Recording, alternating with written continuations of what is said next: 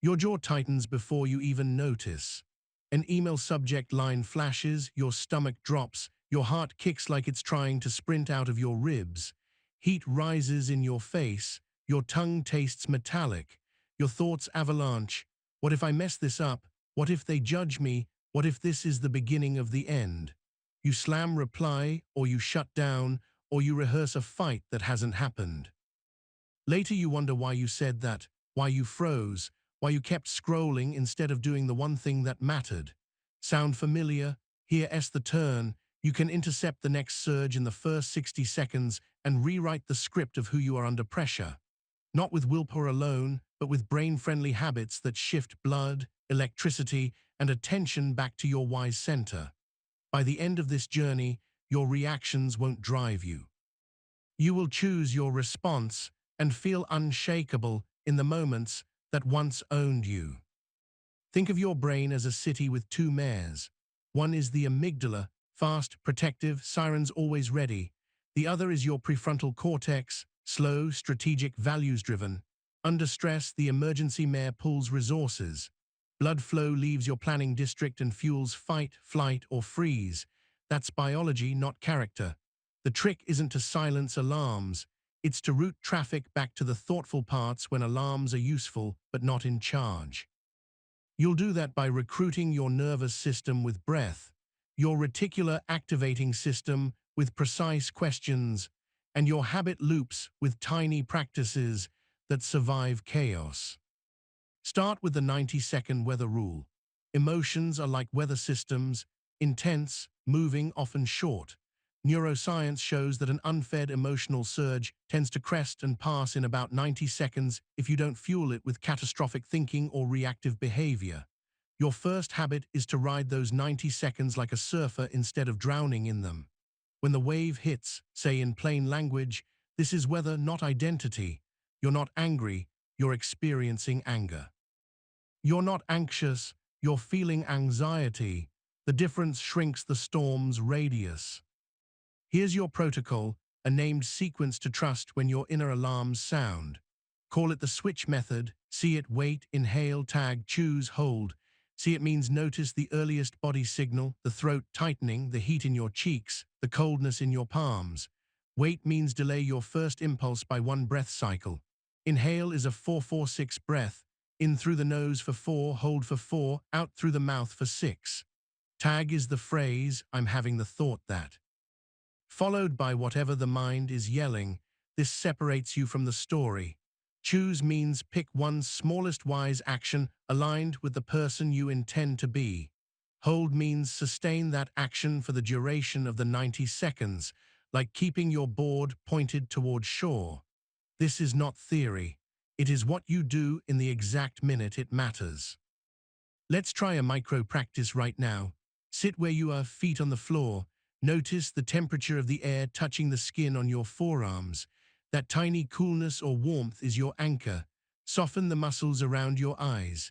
Unclench your jaw. Let the tongue rest on the floor of your mouth. Inhale for a relaxed 4, hold for 4, exhale for 6, like fogging a mirror but quieter. Do it twice more. As you breathe out, hear the sound the room makes when you're not filling it with your own noise. The hum of a vent, a distant car, faint electronics. Now say, quietly or silently, I'm having the thought that I'm behind. Feel how that phrase creates space between you and the thought, as if you held it at arm's length. Space is where choice lives.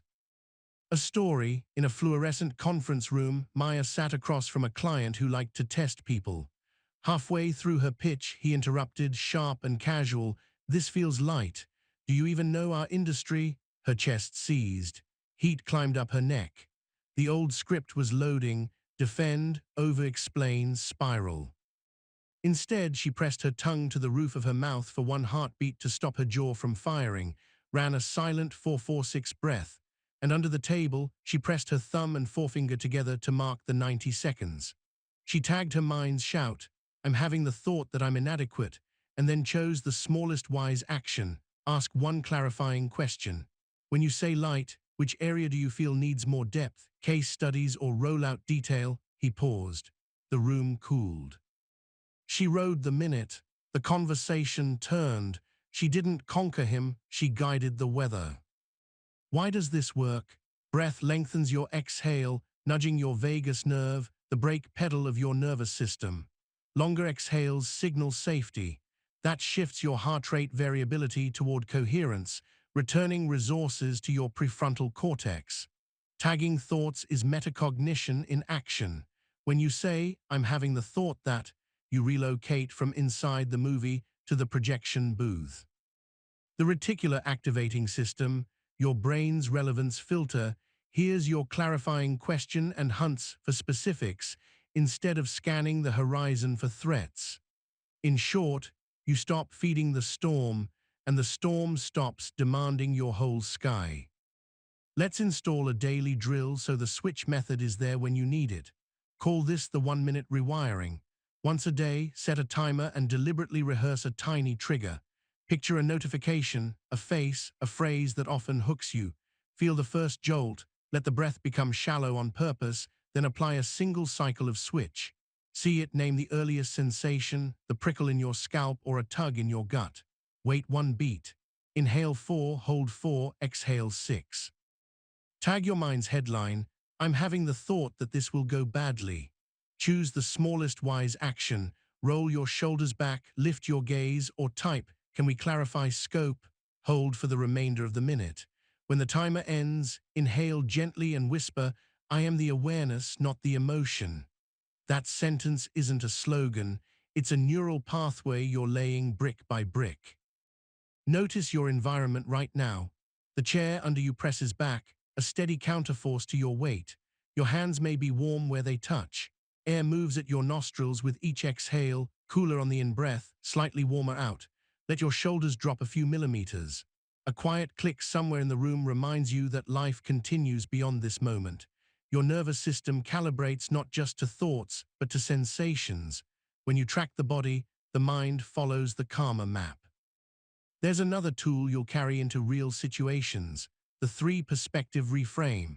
When your RAS is locked on threat, it misses neutral and constructive data. In the next trigger, silently ask 3 questions. What is one positive plausible explanation here? What is one neutral plausible explanation? What is one negative but bounded explanation I could prepare for? If a friend is slow to reply, positive plausible, they're focused on a deadline and will circle back.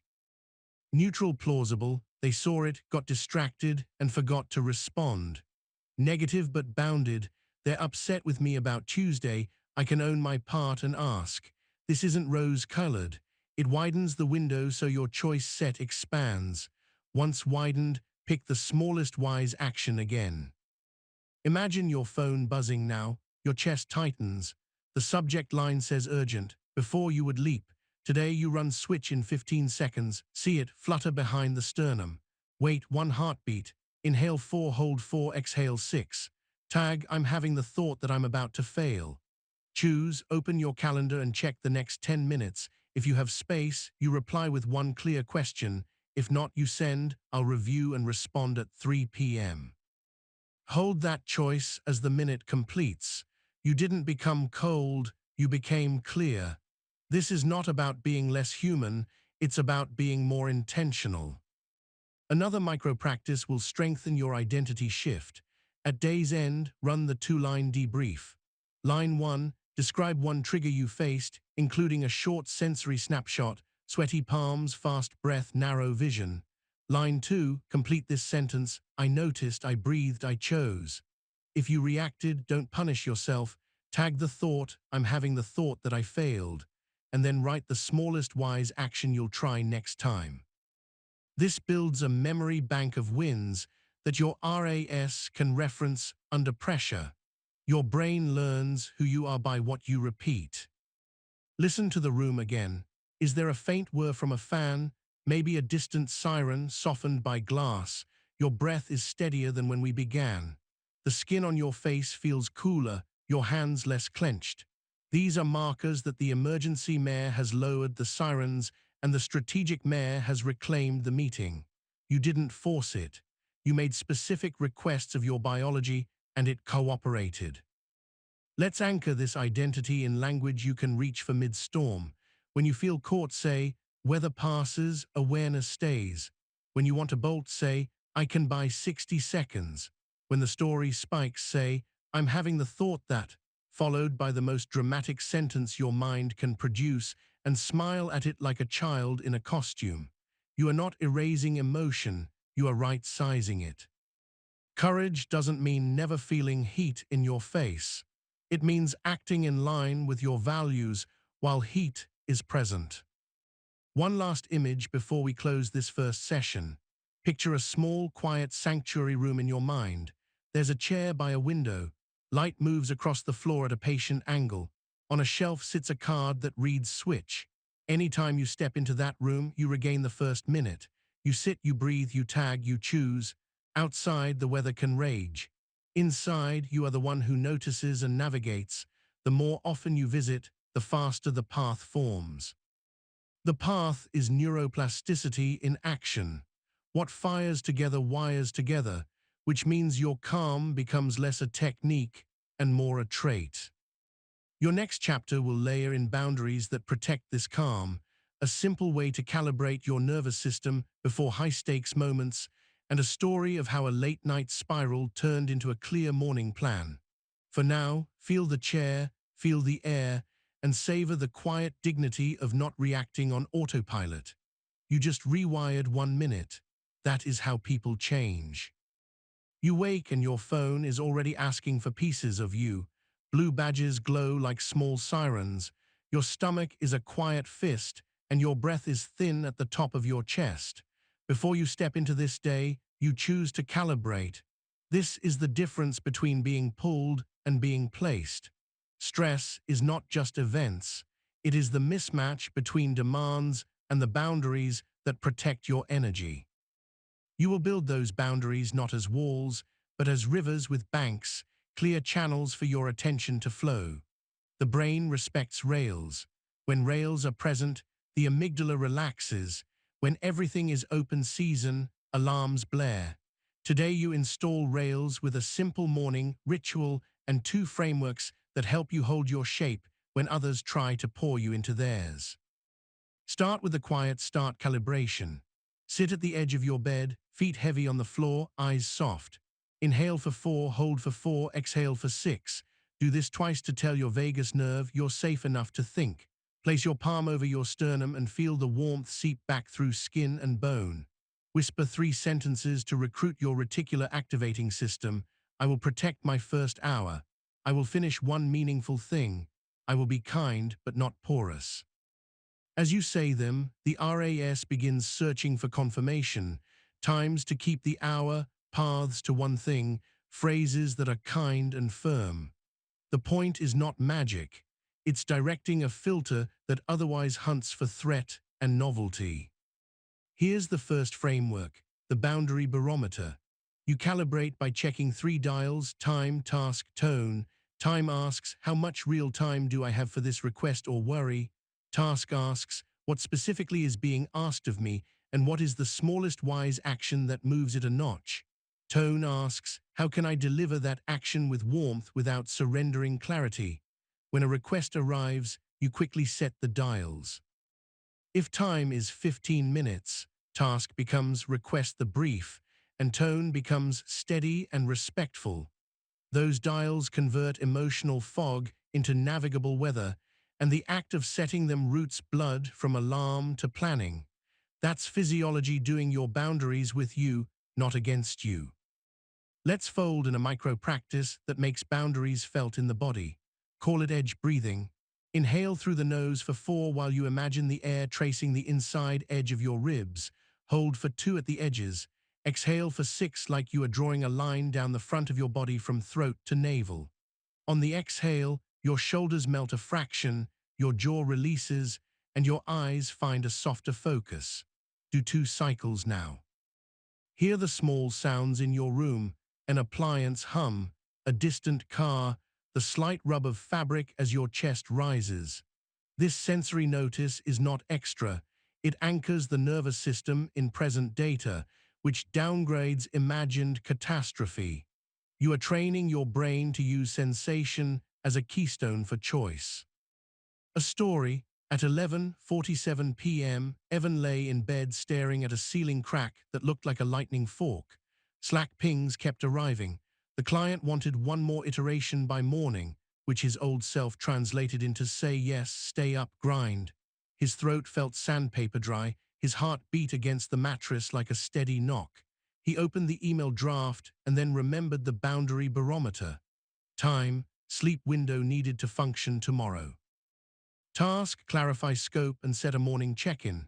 Tone, warm, competent, firm. He ran one edge breath. He typed, glad to keep improving this. To do it right, I'll need the updated data sources.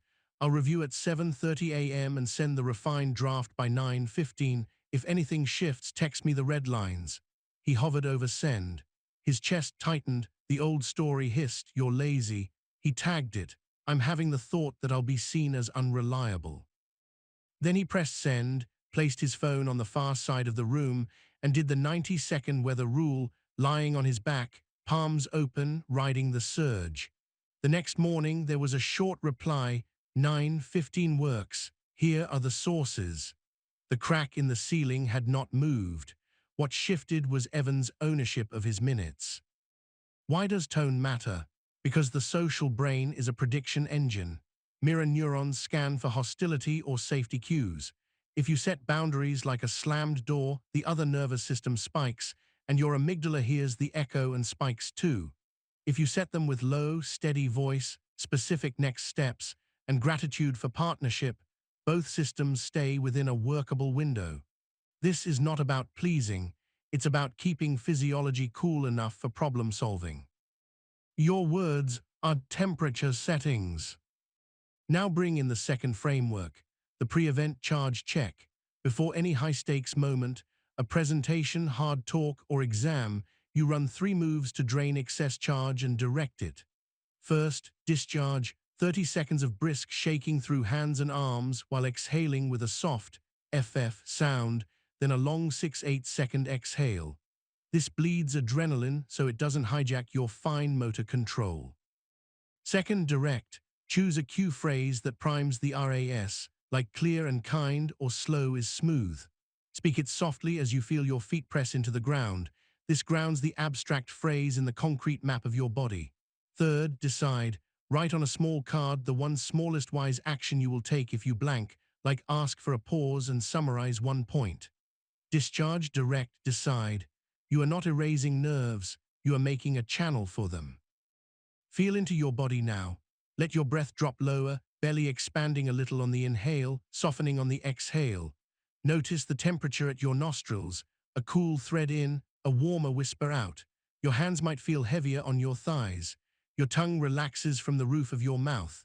Each of these micro-sensations is a handhold in the climb back to choice. The more you practice on calm terrain, the more automatic it becomes on steep slopes. Another story, brief and precise. In a windowless office, Nisha prepared to tell her co-founder they needed to delay the launch by 1 week. Her palms were damp. A schoolbell ring of fear sounded in her chest. Discharge, she shook out her hands in the bathroom stall, breathing out with a quiet hiss. Direct, she said, clear and kind, and pressed her toes into her shoes to feel the ground. Decide, she kept a card in her pocket that read, if stuck, ask for the next best step. In the meeting, when her co-founder's eyebrows rose and the word investors hovered like a storm cloud, Nisha's breath wanted to sprint. She tagged the mind's headline, I'm having the thought that we'll lose credibility, and then asked, what single risk matters most to you if we ship next week? He named one. They adjusted one thing. The week-long delay became a 3-day shift. The room's oxygen returned. The charge had been used as fuel, not as a spark in dry brush. There's a habit that makes all this hold over time, the sanctuary schedule. Instead of defending boundaries ad hoc, you preclaim small sanctuaries on your calendar. 10-minute reset after long meetings. A 15-minute block before your hardest task of the day. A screenless first 30 minutes after waking. Your calendar becomes a concrete ally to your nervous system. Each sanctuary is where you run edge breathing or charge check, where you write one sentence to your RAS, where you remember you are the awareness, not the emotion. People worry that claiming sanctuaries will cost output. The data and your experience show the opposite. Reduced switching costs and fewer amygdala detours return hours to your life. You might wonder, what about nights when the mind won't stop replaying scenes? Use the midnight reset, a protocol designed for the brain's nocturnal negativity bias. Keep a small notepad by the bed. When loops start, sit up slightly so your diaphragm moves more freely. Breathe a soft 4-4-6 with lips barely parted. Whisper, "I will capture, not solve." Write down the top 3 loop headlines in blunt language, each beginning with "I'm having the thought that." Then add one line, "Smallest wise action at 8 a.m. Close the pad. Place your palm on your chest and your other hand on your belly. Count 9 slow exhales. If the loop returns, smile at it like an overzealous guard dog doing its job at the wrong hour and say, "Off duty now." The prefrontal cortex receives the memo. There is a plan and a time, and the body reads the slower breath as permission to power down. Feel for the weight of your body against the chair. Let it be heavier by 1%. Notice a tiny area of warmth, maybe where your forearm touches your thigh.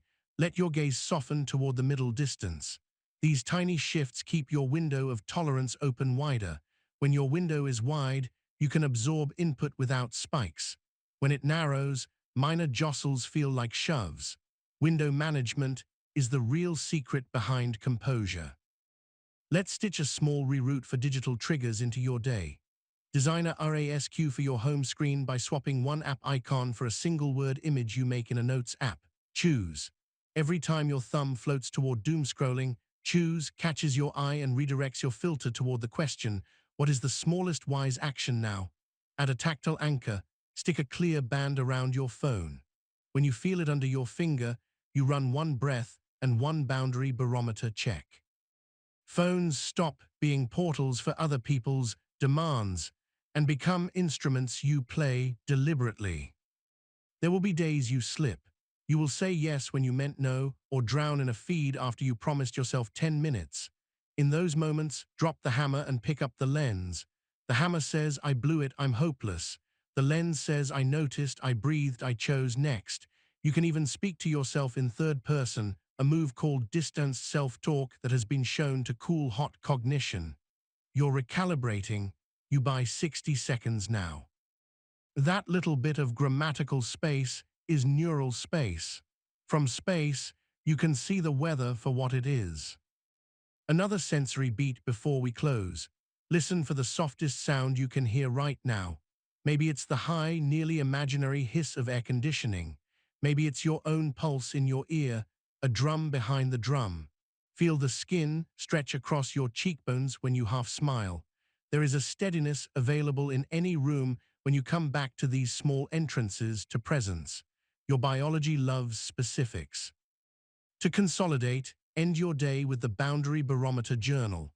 Write 3 quick lines, one trigger, the time task tone you chose, and one phrase you'll use next time. Keep it short enough that you don't avoid it. The accumulation is the point. Your RAS will begin anticipating the journal, which means it will look for boundary moments you can be proud of. What is rehearsed in writing gets rehearsed in brain wiring. Imagine tomorrow morning.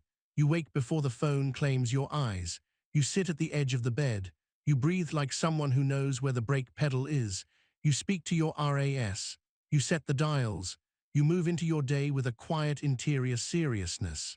When the first demand comes, you run a charge check. When a person pushes, you adjust time, clarify task, and choose a tone that keeps you and them within a workable window. And under it all, like a bass line, you hear this identity cue. You are the awareness that chooses, not the emotion that insists. You don't have to fix your life in one heroic sweep. You buy minutes and place them. You make rails and ride them. You catch nighttime loops and hand them a morning to-do that fits inside a single, clear hour. This is how stability stops being a wish and becomes a rhythm. Your reactions can be rewired because your brain is an organ of change. You have already begun. You keep waiting for motivation to arrive like weather clearing, but motivation follows motion, not the other way around. The reason you feel stuck isn't lack of discipline. It's that your brain's autopilot was trained by old rewards, tiny hits of certainty, novelty, or avoidance. Each time you check, scroll, or defer, your stratum records, relief lives here. The good news is stunningly practical. You can retrain what your brain anticipates by changing the first 45 seconds of any task. In this chapter, you'll wire a new opening move that turns intention into action before your mind can negotiate you out of it. We'll recruit your reticular activating system with a precise targeting question, and we'll anchor it with a protocol that breaks tasks into a single friction point you can melt in place. This is how momentum becomes your default weather. Call the first framework the one-tile start. Think of every task as a mosaic wall of tiles. When you stand in front of the whole wall, your amygdala reads the size as threat and reroutes blood toward escape. But if you place your hand on a single tile, the smallest discerning action, the wall stops looming and the cortex comes back online. The rule is simple. Never start a task by thinking about the task. Start by touching the tile. If you're writing, the tile is opening the doc and typing the title. If you're studying, the tile is copying the first question by hand. If you're prepping a conversation, the tile is writing the first line you want to say. The brain loves specificity. The RAS needs a target no bigger than a fingertip. Let's pair one tile start with a drill that points your RAS like a compass. Ask the targeting question aloud. What is the smallest wise action that proves I have begun? When you ask it aloud, you're not being cute. You are sending an auditory signal that recruits brokers and Wernicke's areas, tightening attention around a concrete cue. Your RAS now scans for that proof instead of scanning for escape hatches. Tiny proof becomes tiny dopamine, and that dopamine is not from avoidance, but from alignment. After 3 or 4 repetitions across days, your brain begins to anticipate that proof and pulls you forward. A story: Kira wanted to rebuild her fitness after months of travel. Every day she told herself 30 minutes. Every day by evening she felt the quiet ache of not starting. One morning she stood in her hallway debating shoes when she remembered one tile start. She set a timer for 2 minutes, put the shoes by the door, and whispered the targeting question. Smallest wise action that proves I have begun. Socks on, laces tied. She felt ridiculous. She tied them anyway.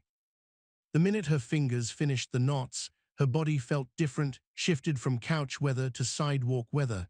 She stepped outside for just 5 houses. At house 3, a neighbor waved. At house 5, she turned the corner. When the timer buzzed, she was already moving. Momentum had taken the baton. By the end of the week, the ache was replaced by a quiet pride that didn't need a parade. The tile was enough. Your body can help you respect the tile. Use the focus anchor triad: feet, breath, gaze. Place both feet fully on the ground so you can feel heel, ball, and toes. Run 1-4-4-6 breath to settle the nervous system into a workable window.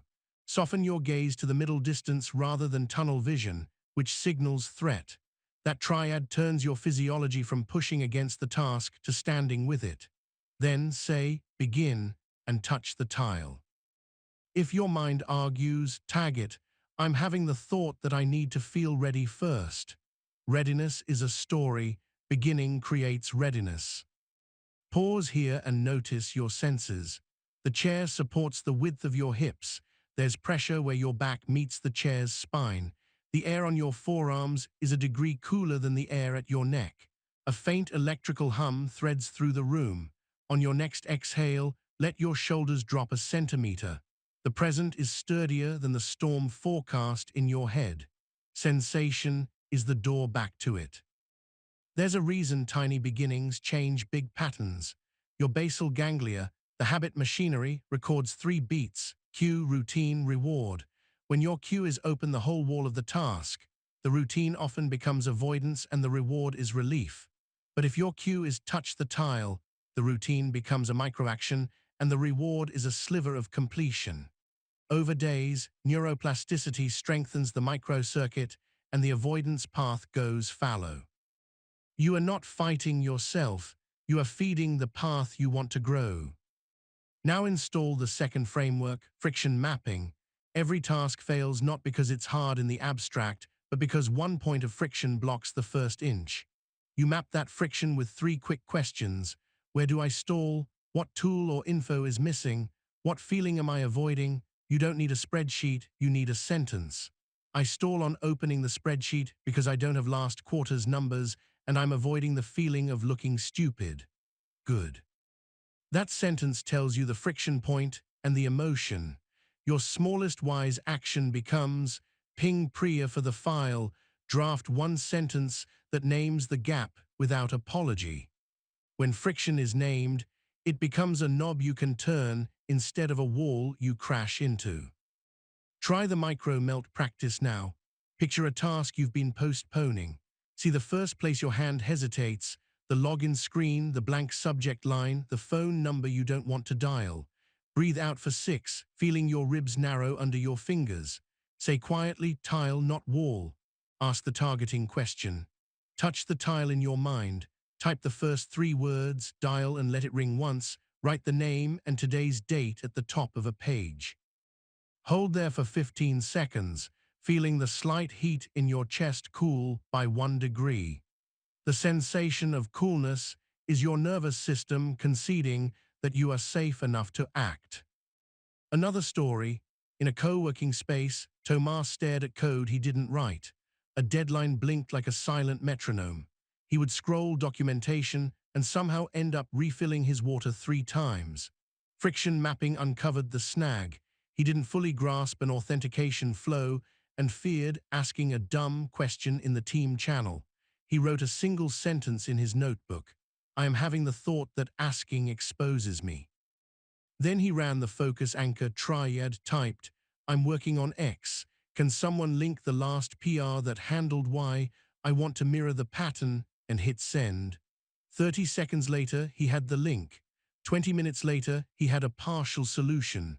The wall never shrank. He widened his window and found a tile he could touch. The science behind these shifts is simple and hopeful. Your negativity bias evolved to keep you alive by overweighing potential threats. It is why your attention magnetizes toward what could go wrong and why your amygdala is quick to steal blood from your prefrontal cortex. But that same system can be re-aimed. The RAS is trainable. When you give it a crisp target, first sentence, first call, first slide, it filters the chaos for factors relevant to that target. The moment it detects begun, your dopamine system drips a little reward. Dopamine is not the villain of distraction. It's the energy of progress when paired with values. You are shaping where it flows. Let's add a pre-task ritual that stacks the deck. Call it the 60-second launch pad. Step 1, clear the literal square foot where you'll work, move a cup, stack a paper, align the keyboard so your visual field is clean. Clutter is cognitive drag. A clear square foot tells your midbrain, hunt less, focus more. Step 2, whisper your cue phrase, tile, not wall, and ask the targeting question.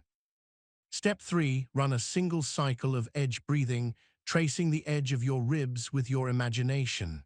On the exhale, relax your jaw and let your tongue rest heavy. Then begin the smallest action that proves you started. When the minute is up, you will either be moving or you will have learned exactly where to adjust friction. Either way is progress.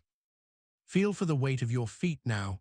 The skin inside your shoes is warm. Your calves let go a notch when you notice them. Your breath drops a little lower, a reforming of the shape you carry tension in. These micro-updates are not decorations. They are the feedback that you are in the driver's seat of your state. Identity lives here. You are the awareness that adjusts knobs, not the weather that blows them over. There's a cognitive trap we should address, perfection's first mile. The brain confuses high standards with high starting speed. It's the illusion that if the piece can't be excellent now, it shouldn't be started. Use the draft zero lens to disarm it. Draft zero isn't a bad draft. It's a non-judgment snapshot, a proof of life on the page. Tell your RAS, I'm not writing a chapter, I'm capturing a shape. The moment the shape exists, The prefrontal cortex has something to manipulate, and anxiety drops because the unknown became slightly more known. Set a 3-minute timer and produce a shapely mess. Your nervous system will tolerate that in a way it won't tolerate a command to be brilliant. Another story, quick and human. Jalen needed to have a hard talk with his sister about their mother's care plan. He had postponed it for weeks, imagining every path ending in an argument. That evening, he sat in his car outside her building and ran the 60-second launch pad. Clear square foot. He stacked the mail on the passenger seat. Cue phrase and targeting question. Smallest wise action that proves I have begun. Text. Can we talk for 10 minutes about mom's meds? Edge breath.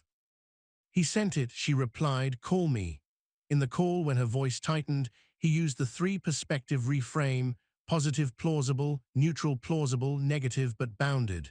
Maybe we both want the best and are scared. Maybe we are tired. Maybe we'll disagree and still make a plan. The conversation took 12 minutes. Not clean, not catastrophic. Tiles add up. If you struggle with a task day after day, you can also adjust the reward landscape. Run the aftertile reward.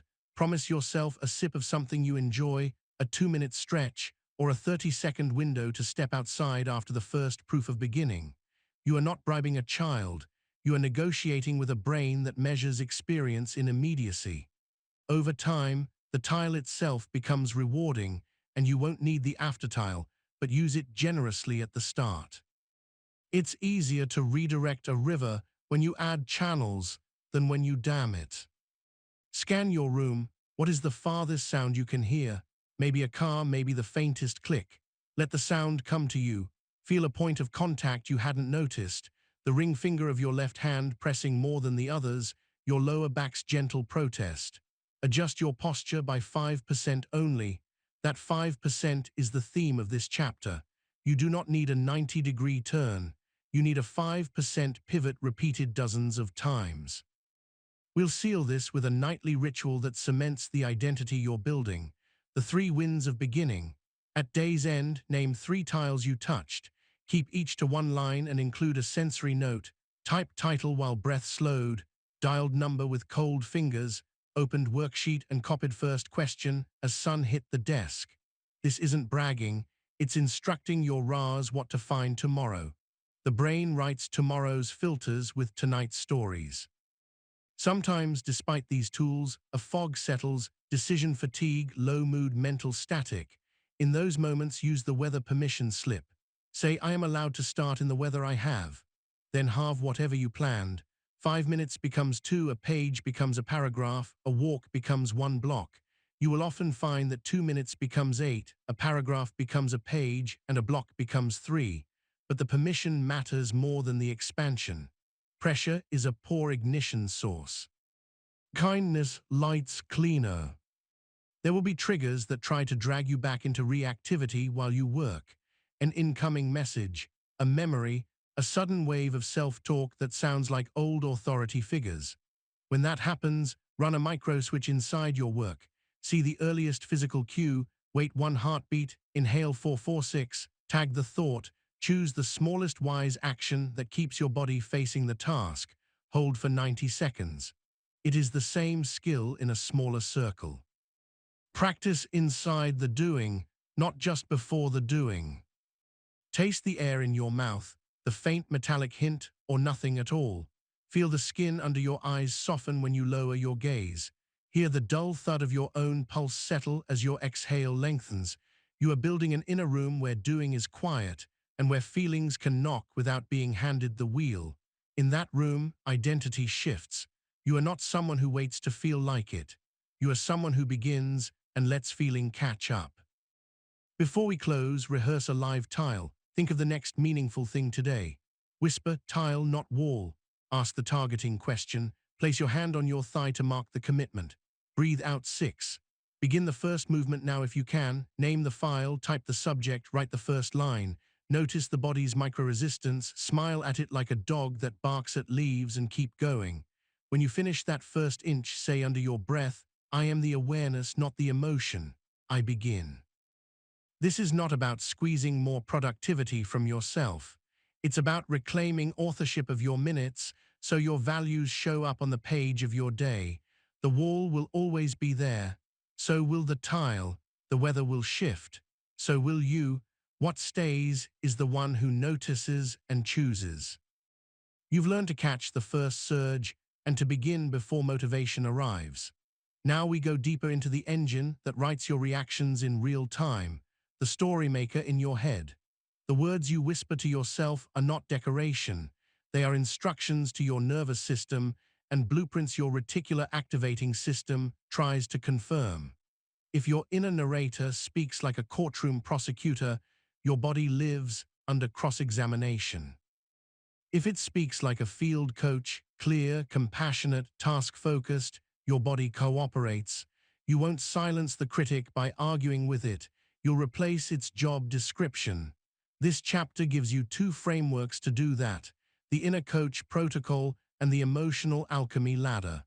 One changes the tone, the other changes the altitude. Start with the inner coach protocol. Picture 3 chairs in your mind: critic, bystander, coach. Most days, the critic grabs the megaphone with lines like "You always mess this up." They can see you're faking, hurry, or you'll be left behind. The bystander shrugs and lets the critic run the show. The coach does something else. Names reality, names resources, names next move. The protocol is a 3-sentence switch you'll practice until it becomes your default broadcast. Sentence 1, reality, here's what is true right now. Sentence 2, resource, here's what you can use. Sentence 3, next move, here's the smallest wise action. I missed a detail in the deck. I have time and a checklist. I'll correct slide 5 and run a 60-second launch pad. When you say these aloud, you're recruiting language areas that calm limbic fire and engaging your prefrontal cortex in planning. Tone is medicine. Dosage is 3 sentences. Try it quickly. Let your jaw loosen and let your tongue rest heavy behind your bottom teeth. Inhale for 4, hold for 4, exhale for 6, as if fogging a mirror you can barely see. Notice the temperature of the air where it touches the inside of your nostrils. Cooler in, warmer out. Whisper a live scenario. I'm behind on answering messages. I have 20 minutes and the boundary barometer. I'll reply to the top 2 with time task tone. Feel how your chest, which had been a little tight, spreads a millimeter. Your shoulders drop like a small weight slid from a shelf. That shift is not imaginary. Voice changes state. A story. Lena managed a small team that had just shipped a messy update. The group chat was a thicket of apologies and fixes. Her inner critic went for her throat. You should have caught this. Real leaders never miss. Heat flooded her face. Her palms prickled. She pushed her chair back and almost typed a paragraph of self-flagellation. Instead, she stood, pressed her thumb to the pulse at her wrist to count 1 slow 4-4-6 breath, then ran the inner coach protocol out loud in a quiet corner. We shipped a bug in the filter. We have logs, test scripts, and a team that cares. We'll freeze new tickets for 30 minutes, fix the filter, and notify users with a clear note. She walked back, wrote the plan in 3 lines, and set time task tone for each person. After the fix, a teammate whispered, "Thanks for keeping oxygen in the room." Lena's critic had wanted to ignite a bonfire. Her coach lit a lantern. Your critic isn't evil. It's an overcautious guard trained by old environments. It learned that harshness might prevent humiliation or danger. Thank it, then reassign it. The brain respects roles. When you say, "Thank you, critic, coach has the mic," you are not play acting. You're resolving an inner power struggle with a script your limbic system understands: hierarchy and clarity. Over time, the critic stops shouting and starts offering useful intel, like a sentry who reports weather instead of declaring war. Now the emotional alchemy ladder. Emotions are weather, yes, but they also exist at altitudes. At the ground level, you feel raw sensation, heat in the face, cold in the hands, a vice across the chest. At the next rung, you name emotions: anger, fear, shame, sadness. Above that, you find values, the signal behind the surge. The ladder's rule is climb 2 rungs: sensation to emotion, emotion to value. When you identify the value being touched, fairness, safety, belonging, excellence. The surge becomes information rather than intimidation. Then you convert value into action. What's the smallest move that honors this value? That conversion is alchemy. Activation becomes agency. Climate now, scan your body. Where is the brightest sensation? Maybe a heavy crescent behind the eyes, maybe a hummingbird beat under the ribs. Name it plainly, buzzing, tight, hot, heavy, that S rung 1. Ask what emotion is riding this sensation. Irritation, worry, grief, that's rung 2. Now ask what value is this emotion protecting. Respect, stability, care, that's rung 3. Finally, a smallest wise action that honors the value. A clarifying question to protect respect. A budget check to protect stability. A text that offers presence to protect care. Whisper, I am the awareness that climbs, the weather is below. Notice your surroundings. The chair under you pushes back with quiet loyalty. Your feet have a map of pressure, heel, arch, toe. The air is a thin river across your forearms. When you exhale, your shoulders unhook by one click from your ears. These small physical certainties tether you when the story tries to pull you into past or future. Your RAS loves concrete cues. Give it sensory anchors, and it will stop scanning for every threat it can imagine. Let's stitch these frameworks into a micro-practice you can use in under a minute. Coach and climb. Step 1, 1-4-4-6 breath while you label one sensation. Step 2, inner coach protocols 3 sentences. Step 3, 1 rung up to value and 1 smallest wise action that honors it. The sequence is feel, frame, fulfill. The order matters. You regulate, you narrate, you act. Each time you run it, you're wiring a path where your prefrontal cortex arrives early and your amygdala is briefed rather than blindsided. Another story, this one in a kitchen humming with 6 p.m. noise. Marco's partner said, "We need to talk about next month's expenses," and something in Marco's abdomen went cold. Childhood scarcity turned the word expenses into a flare. His brain reached for old scripts, clamp down, get loud, change the subject. He noticed the cold, pressed his palm to the countertop's cool surface to double anchor, and ran coach and climb. There's a talk about money. I have a spreadsheet and the 3-perspective reframe. I'll start with what matters and ask one neutral question. He named the value, stability. Then he chose the smallest wise action. Can we look at the fixed costs together for 5 minutes and pick one lever? The conversation stayed inside the window. His partner's shoulders dropped. Stability got honored without armor. When you change your self-talk, you are not manifesting outcomes. You are changing the inputs your nervous system uses to predict and prepare. The predictive brain is efficient but literal. If you say, "This will be a disaster," it primes your senses to find evidence of disaster. If you say, "This is a challenge, we will move 1 inch," it primes for inch-sized opportunities. In both cases, the RAS filters reality for what matches your phrase. Precision beats positivity. 1 inch is actionable. Everything is fine is not. Coach language is specific, time-bound, and kind. Let's write a few lines that are ready for use. Keep your voice low and level as you read them. Reality, my heart is fast. Resource, my exhale slows me and I can ask one question. Next move, I'll breathe out for 6 and ask, what would make this clearer? Value, I care about clarity more than being right. Smallest wise action, summarize what I heard, then pause. As you say this, feel your breath drop a floor from throat to sternum, from sternum to belly. The belly's expansion is your diaphragm reclaiming space from fear's grip. That is the physics of courage. There's a stubborn hitch you might notice. Sometimes the critic wears a convincing mask, the voice of a parent, a teacher, an early boss. Its tone triggers old posture, caved chest, tight jaw, eyes down. Posture talks to brain as surely as words do. Use the posture pivot. On the exhale, roll your shoulders back a notch, lift the crown of your head as if a thread gently lengthened your spine, soften your vision so you can see the edges of the room. This moves you from prey posture to presence posture. The amygdala listens. Your prefrontal cortex gets the green light. Take a sensory beat now. What is the faintest sound you can hear? Maybe a far-off engine, maybe your own breath passing the soft palate. What is the warmest point on your body? Maybe your palms or the skin under your collar. Let your eyelids feel heavier by 1 gram. You are teaching your brain to come home on command. Home is not a place. It's a configuration of breath, posture, and language. We also need a tool for when emotions feel too big for language, when the ladder feels slippery. Use the 90-second weather watch you learned, but paint it with color and shape. Call this the color watch. Close your eyes and give the feeling a color and a texture: red static, gray wool, blue water. For 90 seconds, breathe with 4-4-6 and imagine the exhale washing the edges of that color, blurring static into softer mist. At the end, whisper, weather passes, awareness stays.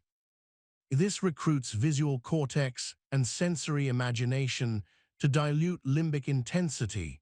The picture keeps the mind from catastrophizing, while the body finishes metabolizing adrenaline. A brief scene. On the train, Amina reads a message that says, "We need to reconsider the offer." Her stomach goes tight, her mouth goes dry, words won't line up. She runs color watch. The feeling is gray wool around her throat. She breathes and the wool loosens to a scarf. 90 seconds later, she opens notes and runs the inner coach protocol. Offer is in flux. I have my value grid and a mentor to ping. I'll ask which terms are sticking points and propose 2 options. By the time she reaches her stop, she has a script and a steadier pulse. The train's rattle seems to shift from threat to rhythm. We'll add one more piece, the reframe relay.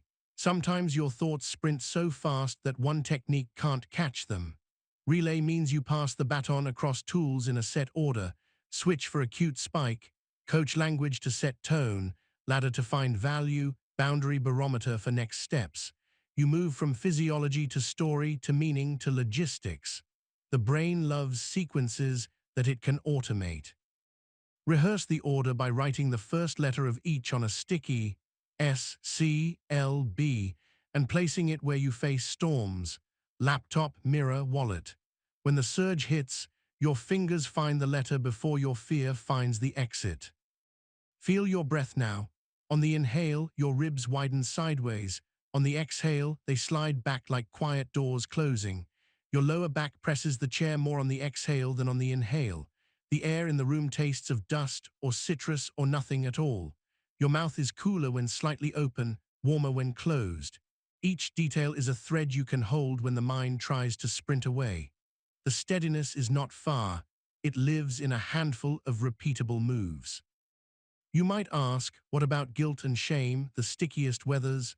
Shame says, I am wrong. Guilt says, I did wrong. The latter helps you separate them. If it's guilt, it points to a value you care about: honesty, kindness, diligence.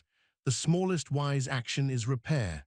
If it's shame, it's usually the critic weaponizing a value into identity. The smallest wise action is belonging, not penance. Text a friend, tell the truth without dramatics, or place a hand on your own chest and say, "Of course this hurts." Then coach speaks: reality, I broke a promise. Resource, I can own it and set a new, smaller promise. Next move, apologize in 1 sentence and propose 1 concrete make good. You are not escaping accountability. You are choosing a path that builds you. At day's end, consolidate with the coach log. 2 lines. Line 1, a moment you switched from critic to coach. Write the 3 sentences you used. Line 2, a ladder climb: sensation, emotion, value, smallest action. Keep the language plain, include 1 sensory note, and end with the identity cue: I am the awareness that chooses. Your RAS will start scanning for coach cues during the day because it expects to report at night. The habit isn't journaling, the habit is noticing. Before we close, let's do a compact rehearsal.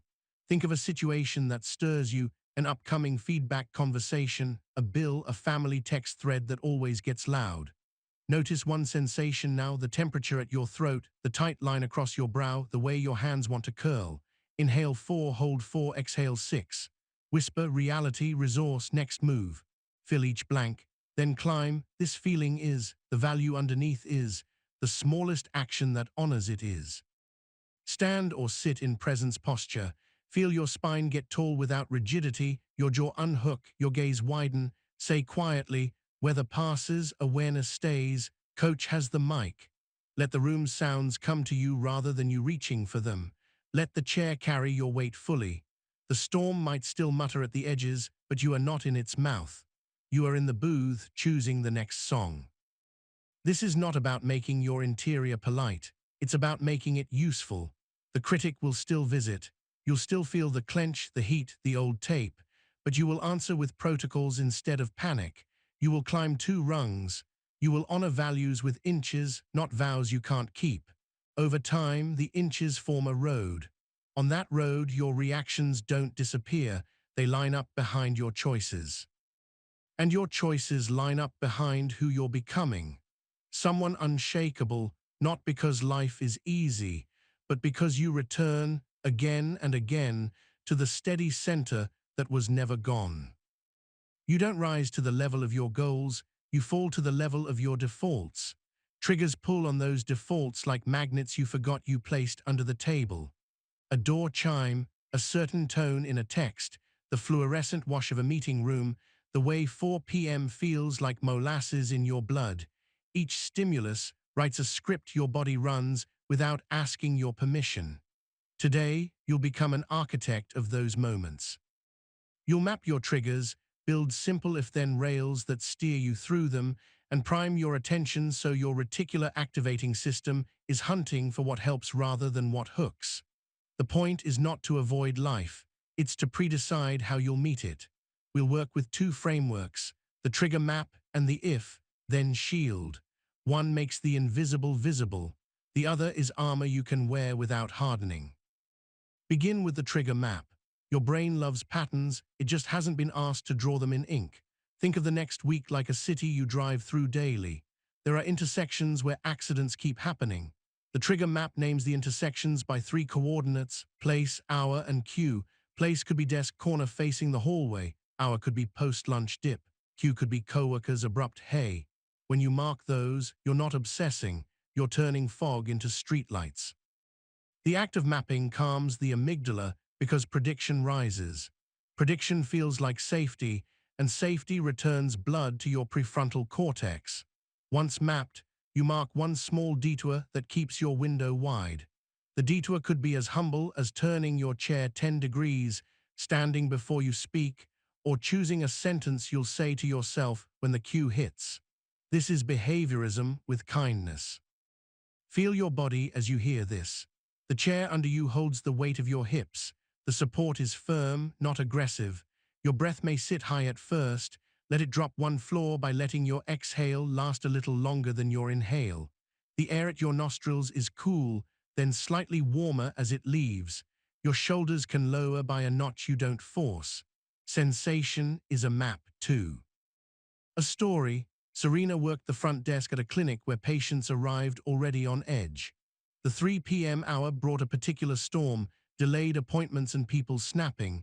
She would absorb it and take it home in her jaw. When her manager asked if she could be more positive, her ribcage felt like a tight belt. At lunch one day, she sketched her trigger map on a receipt. Place, front desk within earshot of printer.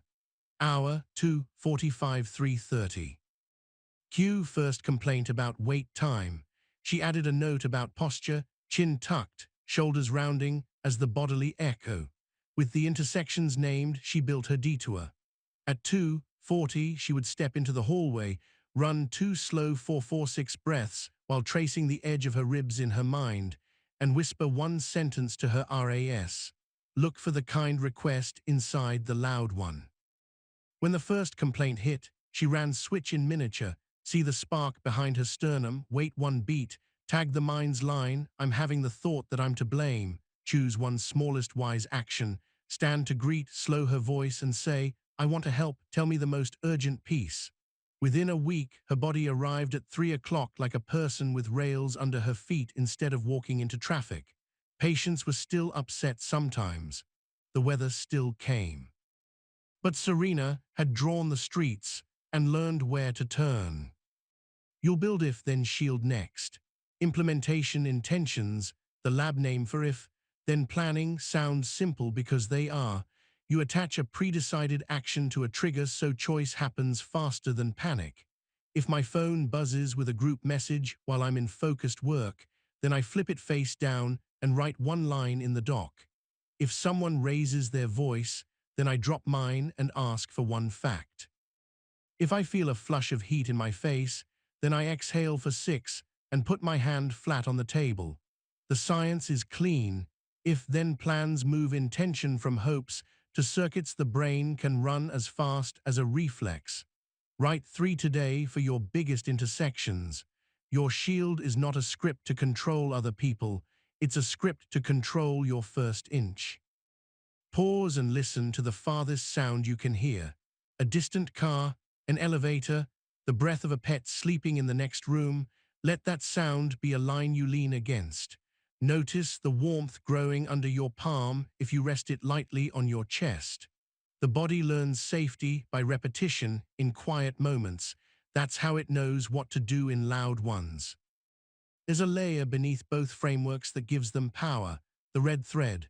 The red thread is your core value translated into a sentence that starts with "I'm the kind of person who." It narrows your RAS to hunt for proof. I'm the kind of person who chooses clarity over speed when stakes are high. I'm the kind of person who protects mornings for deep work and shows warmth in conflict. When your if-then shield runs, it carries the red thread, which keeps it from becoming a brittle rule. Rules snap under pressure, identity bends and returns. Pick one red thread now and whisper it. Feel how your spine wants to lengthen a millimeter when you say it. That's not woo, that's posture following purpose. Let's install a micro-practice that makes these tools frictionless. Call it 2-minute cartography. At the top of any hour you know tends to wobble, you set a 90-second timer. You close your eyes or lower your gaze. You name place, hour, cue out loud. You say your if-then shield once. You say your red thread once. You run one edge breath, and as you exhale, imagine the next hour as a hallway with a light at the far end. This primes visual cortex and anchors time as space, which helps your brain feel progression rather than imprisonment. When the timer ends, you're wearing your shield and walking your map. Another story.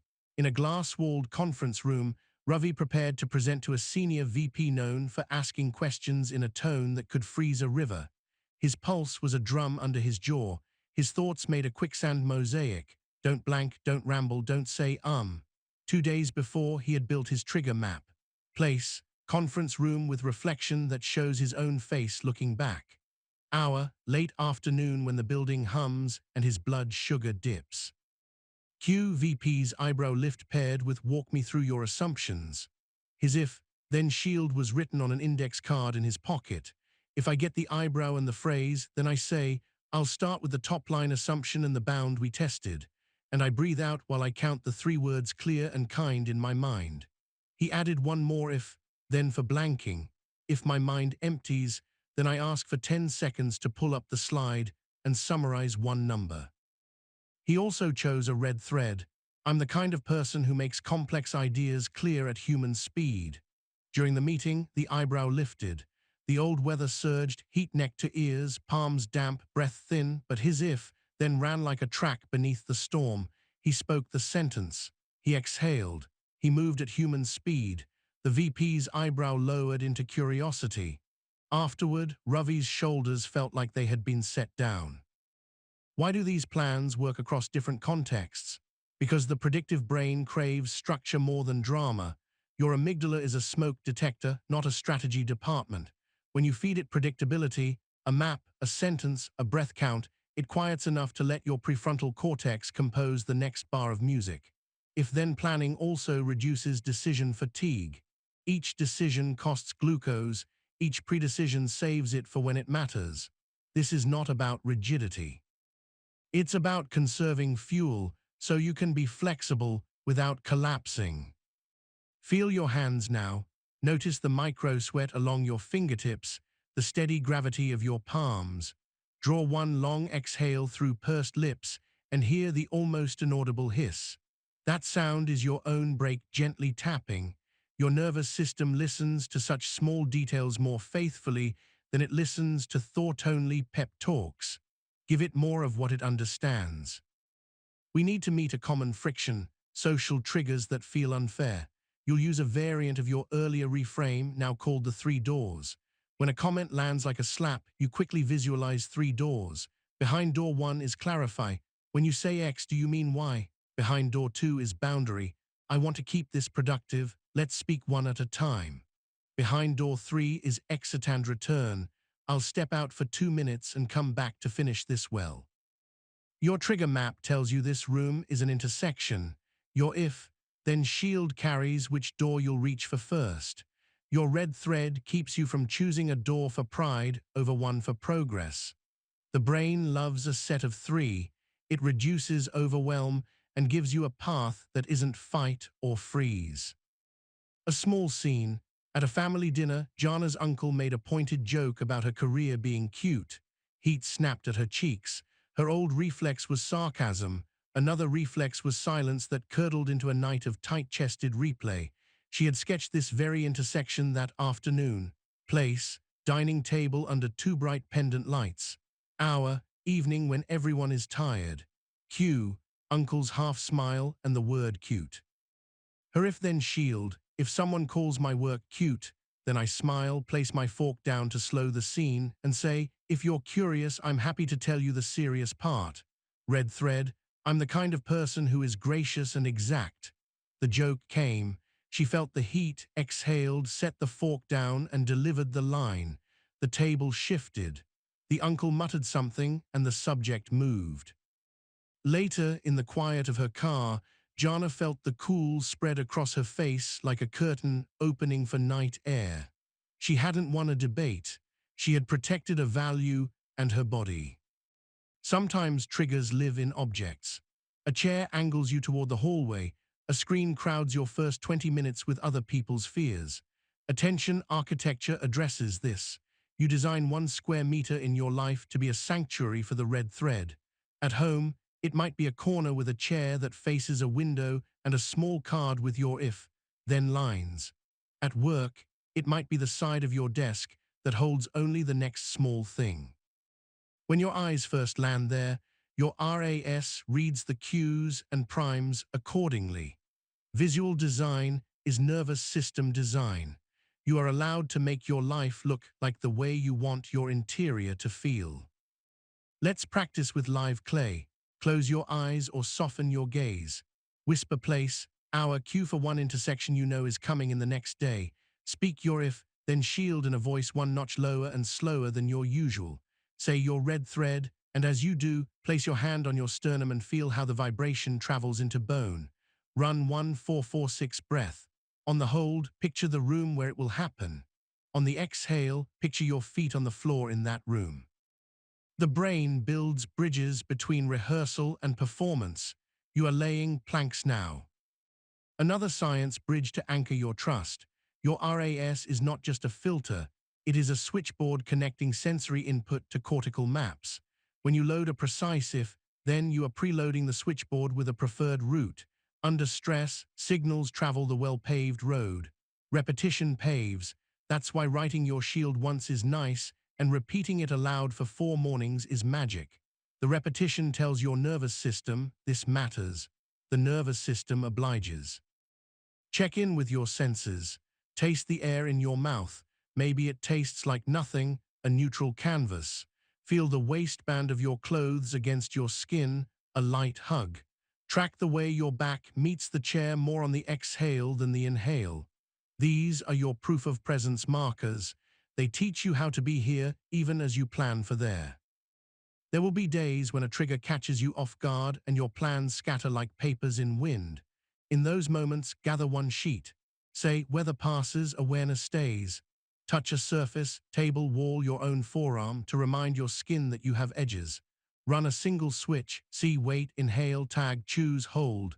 Then retrieve 1 line from your red thread and 1 from your shield.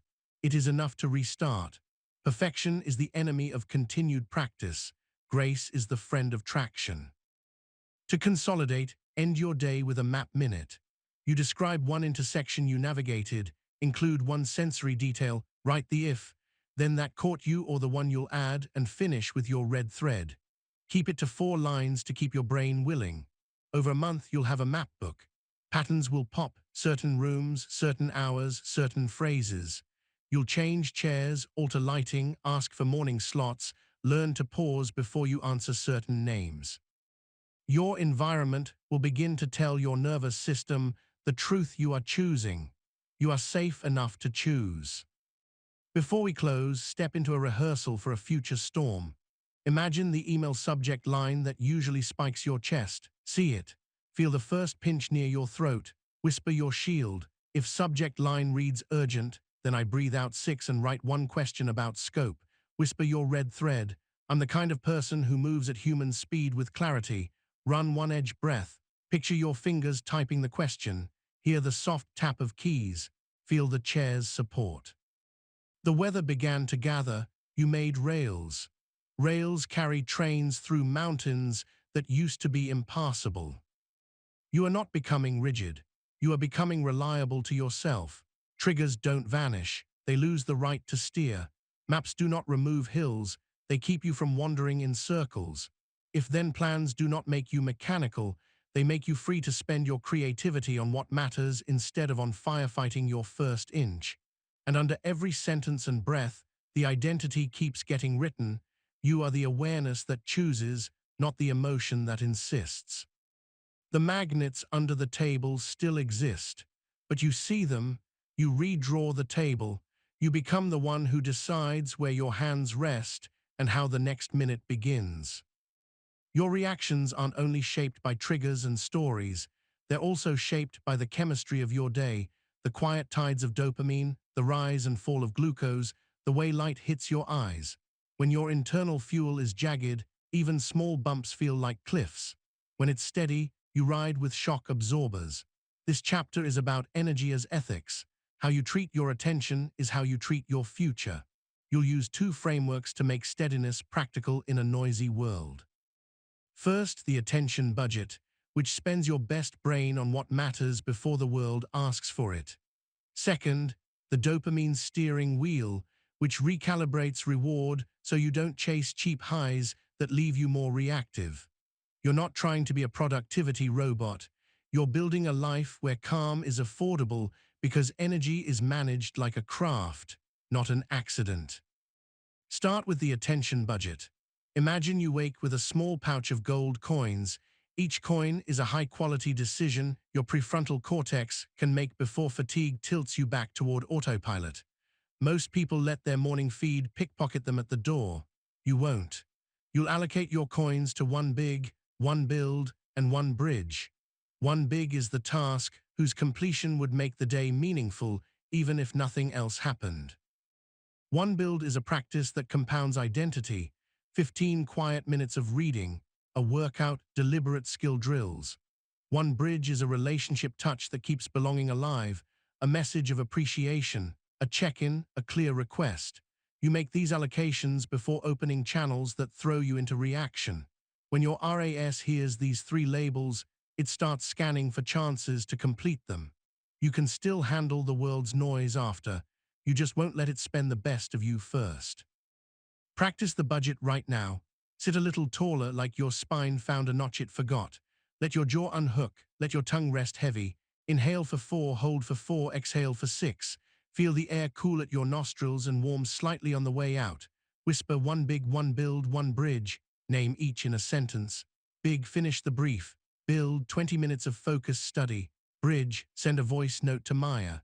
As you name them, notice the micro-tingle of clarity along your forearms. That tingle is your nervous system liking specificity. General intention is friction. Precise intention is grease. A story. For years, Alvaro prided himself on responsiveness. His Slack status was a green halo from dawn to night. By month 6 in a new role, his chest felt like a drum held too tight. His days were a blur of quick wins that tasted like cotton by evening. After a stray line in a book, spend attention like money you want a receipt for, he trialed the attention budget. Morning, no apps. Coffee, sunlight, a 4-4-6 breath at the window. He wrote 3 lines, big, submit proposal section, build, learn one hard thing about pricing models. Bridge, lunch note to the team's new hire. The first week was awkward. He kept wanting to just check before starting, but the coins spent early changed the flavor of his afternoon. Even when fires popped, a low-trust ache lifted. The world could still borrow him, it couldn't steal him. His pulse settled. He stopped needing 2 drinks to turn down the hum. The science backing this is humble and helpful. Your brain runs in ultradian rhythms, roughly 90-minute cycles of high, then dipping energy. In the upslope, your prefrontal cortex is richest. In the downslope, your limbic system is louder. Budgeting means placing your one big in an upslope and defending a short refuel in the downslope. The refuel is not a scroll. It's a 7-12-minute recovery that resets your autonomic balance. A walk with eyes on the horizon to bathe your brainstem in optic flow, a quiet sit with longer exhales, or lying down with eyes closed and attention spread to the sounds in the room. This small respect for biology returns your coins to legal tender. Without it, you try to buy clarity with fumes. Take a sensory beat. Feel your feet's full geometry, heel, outer edge, ball, toes. Let your gaze soften so you can see the edges of the room without moving your eyes. Taste the inside of your mouth. Maybe it's neutral, maybe faintly metallic from coffee.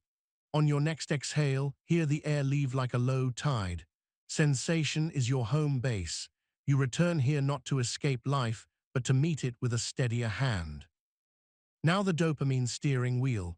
Dopamine isn't happiness, it's go-get-it energy.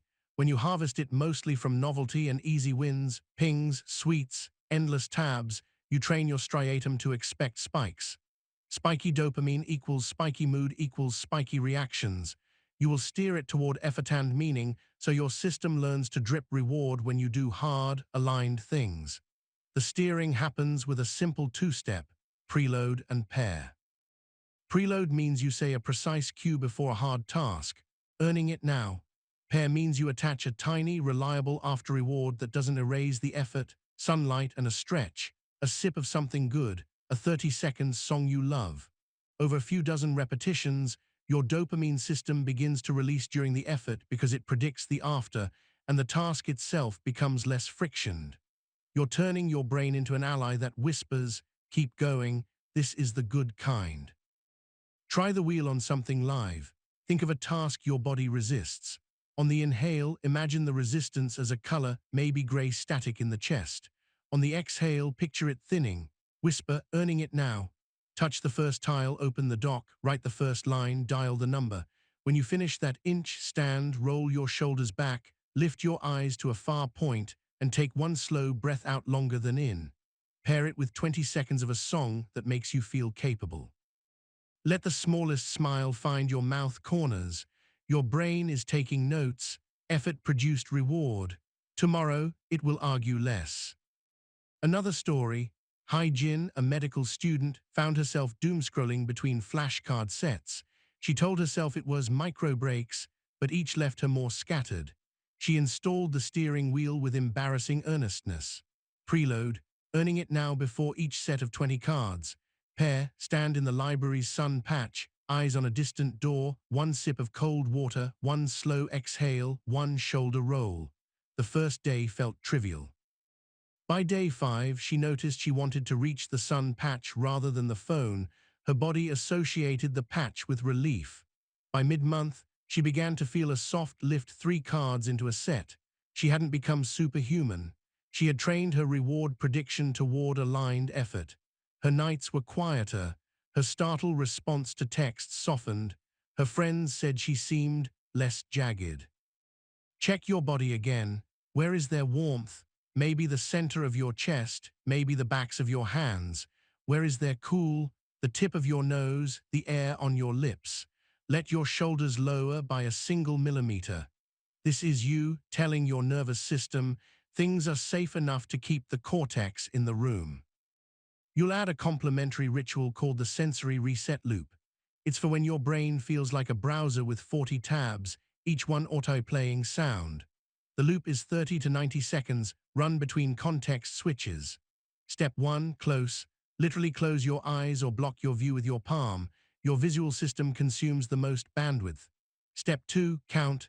Inhale for 4, hold 2, exhale for 6, 2 cycles, counting numbers silently to occupy verbal circuits. Step 3, cue. 1 sentence to your RAS naming what's next. Write 3 lines. Call and ask for timing. Review slide 5. The loop trims noise, so the next move is less likely to be reactive rummaging. Over weeks, you'll notice that after the loop, you don't reach for the cheap dopamine as often. Your system learns that clarity is coming. A scene, Dana led customer support for a small app. After a viral post, the inbox exploded and so did complaints. Her team's Slack turned into a firehouse. Each ping spiked her like a bee sting. She'd bounce from one thread to another, adding apologies, feeling the edges of panic. After a late-night drive where headlights looked like meteors, she returned with a plan, budget and steering wheel, plus the sensory reset loop every time she changed tabs. Morning 1 big was draft the clear outage update. 1 build was 10 minutes of reading about incident communication. 1 bridge was a 2-sentence thank you to the overnight shift. Before writing, she said, "Earning it now," and when she finished the first paragraph, she stepped outside, eyes on the horizon, 1 long exhale, back in. Between channels, close, count, cue. The first day, she felt like she was walking through waist-deep water. Day 4, her breath stayed lower in her body. Week 2, a teammate said, "You feel like a steady desk even when the room is shaking." The outages didn't stop. The sirens didn't vanish. Her reactivity did. Why does horizon gazing help? Your optic flow, the pattern of visual movement across your retina when you walk or look far, feeds your brainstem signals that the environment is navigable. It lowers sympathetic arousal and tones your vagus nerve.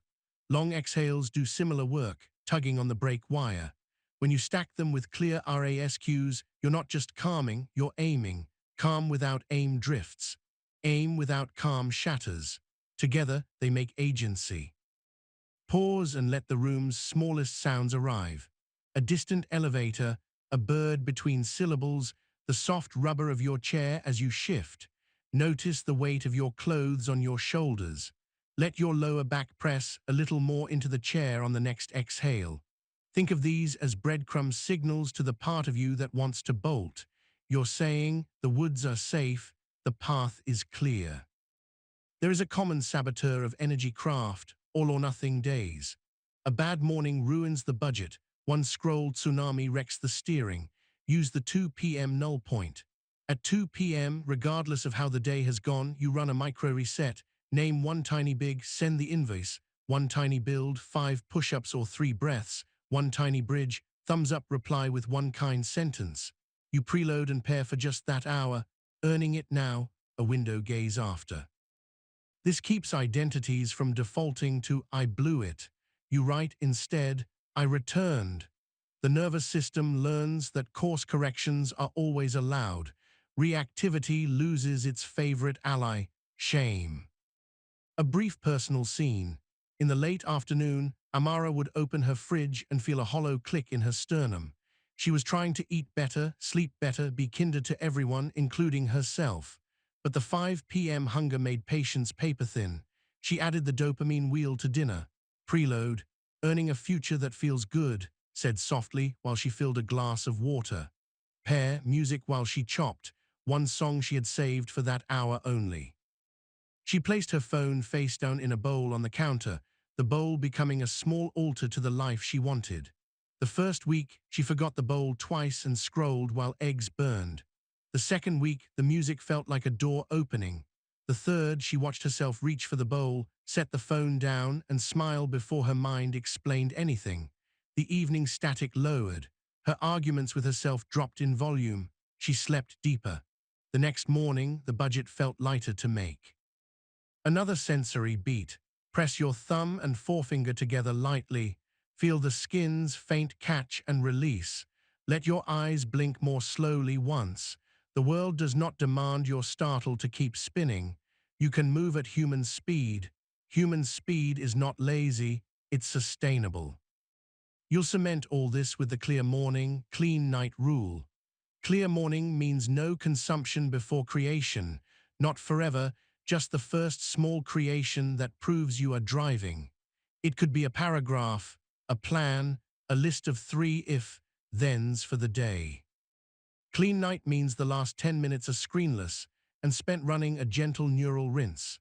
Write 3 lines, 1 big done or moved, 1 build touched, 1 bridge tended, plus 1 line of gratitude in shadow where you appreciate something hard that taught you. Then a 90-second weather watch if your mind wants to carry storms into sleep. This sleep architecture matters. Deep sleep resets emotional reactivity by giving your amygdala new thresholds and scrubbing stress chemicals. You earn calmer tomorrows by how you land today. A closing story with a small, bright hinge. Matteo, a new teacher, found himself thin-skinned by third period. The fluorescent lights hummed like criticism. He trialed clear morning, clean night for a week. Morning, he wrote a 3-line script to open class, 1 clear instruction, 1 generous expectation, 1 tiny joke. Night, he logged big build bridge and wrote, "Grateful for Sam's eye roll, taught me where to breathe." He layered the steering wheel on grading, earning it now, and a cup of tea at the window after each stack. By Friday, he noticed something weird. When a student muttered, "This is dumb," heat rose and then dissipated like breath on glass. He ran a silent switch and kept his voice slow. The class remained within a window where learning could happen. He walked home under a sky that felt kinder because his nervous system wasn't reading it as a threat. Feel your breath again. Inhale and sense your ribs open sideways. Exhale and feel them slide back like quiet doors. Notice the skin at the base of your skull. Let it soften a fraction. Hear the room's low hum. Remind yourself you are the awareness steering, not the weather you're passing through. When your coins feel low, you can stop spending them on alarms you didn't set. When your reward system wants spikes, you can teach it to enjoy the steady stacking of a life you respect. You don't need a monastery. You need a pouch of coins you guard, a wheel you grip with a sentence and a song, a loop you run between tasks, and small ceremonies at the edges of day. The world will still knock. The inbox will still glow. But you will have rails and fuel and a pace that doesn't jolt your soul. This is not about squeezing more out of yourself. It's about leaking less of yourself into places that never pay you back. Calm is not a mood. It's a budget, a wheel, a loop, and an identity. The one who returns to center, spends wisely, and earns the relief that lasts. You can be calm in your own room and still get knocked sideways by another human. The nervous system is social. It borrows states from faces, voices, and silences. One raised eyebrow can shrink your window. One curt message can turn your chest into a drum. This chapter is about relationship weather, how to stay steady enough to hear, clear enough to speak, and brave enough to repair when things bend or break. You'll learn 2 frameworks that change conversations in the body before they change them on the surface. The first is the slow listening protocol that lets you receive heat without inhaling it. The second is the clean ask formula that turns vague needs into clear, kind, testable requests. Together, they make you unreactive without being aloof, honest without being sharp, and soft without being porous. Start with slow. The letters stand for see, listen, orient, wonder. See means you name out loud the concrete, neutral detail you're responding to. I see you paused after that line. I noticed your voice got quieter. I see 3 revision notes. Naming what you see keeps your reticular activating system honest. It prevents your mind from filling in motives and leaping to prosecution. Listen means you mirror the gist in their words, not yours, and at their speed. You're saying the deadline felt arbitrary. Orient means you take 1 breath and turn your body toward the person with presence posture, shoulders back, jaw soft, eyes kind, so your physiology announces safety even if content is hard. Wonder means you ask a light, open question that drains charge. What mattered most in that moment? Or if we slowed this by a day, what improves? The sequence is simple, but it reroutes biology. See locks your RAS on facts. Listen gives their amygdala oxygen. Orient tells both bodies this is not a hunt. Wonder opens a door that accusation slams. Try it now in a whisper. Sit where you are and feel the chair push up against you. Inhale for 4, hold for 4, exhale for 6. Let your tongue rest heavy and your gaze soften so you can see the edges of the room. Picture a recent tense exchange. Say, I see, and name one neutral detail. Mirror one sentence they said.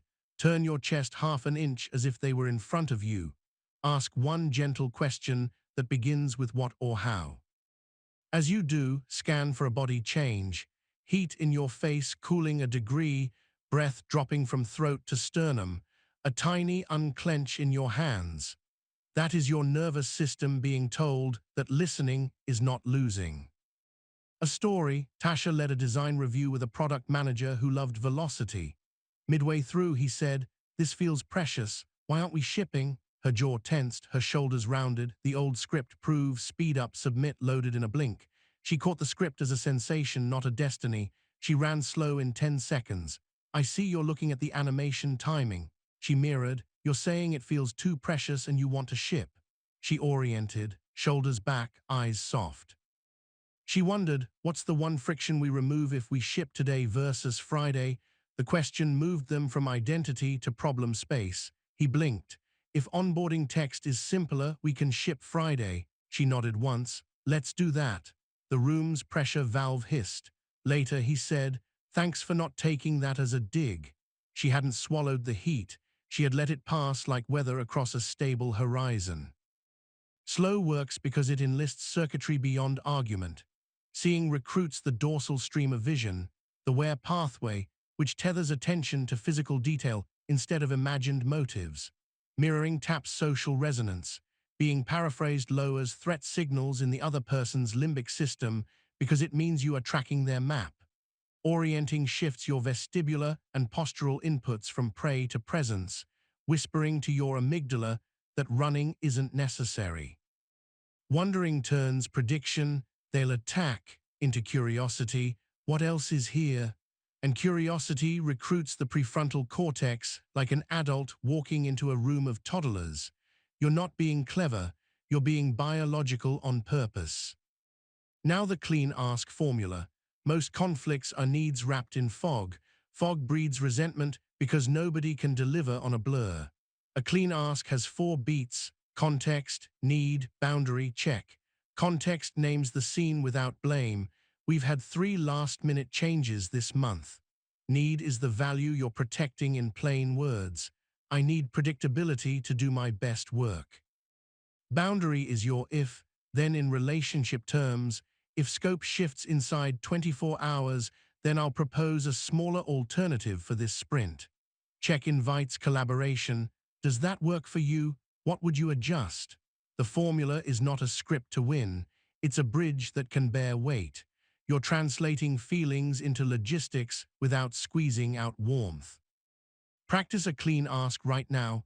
Feel your breath cool at the nostrils and warm on the exhale. Place one hand lightly on your sternum for proprioceptive feedback. Whisper a current friction. Then speak the 4 beats as if you were reading a calm note to a friend. Listen for the sound of your own voice. A notch lower, a notch slower. Lower and slower signal safety. After you speak it, notice the small settling in your torso. Precise language returns dignity to the body. Vague language steals it. Another story. On a Thursday night, Val and her partner Nor stared at a calendar that looked like tangled string.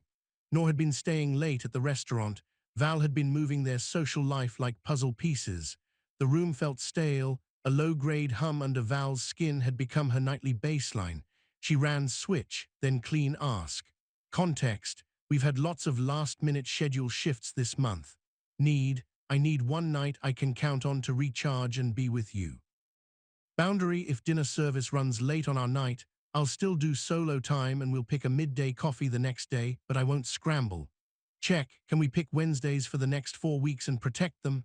Nor's shoulders dropped. Wednesdays are the slower nights. Yes.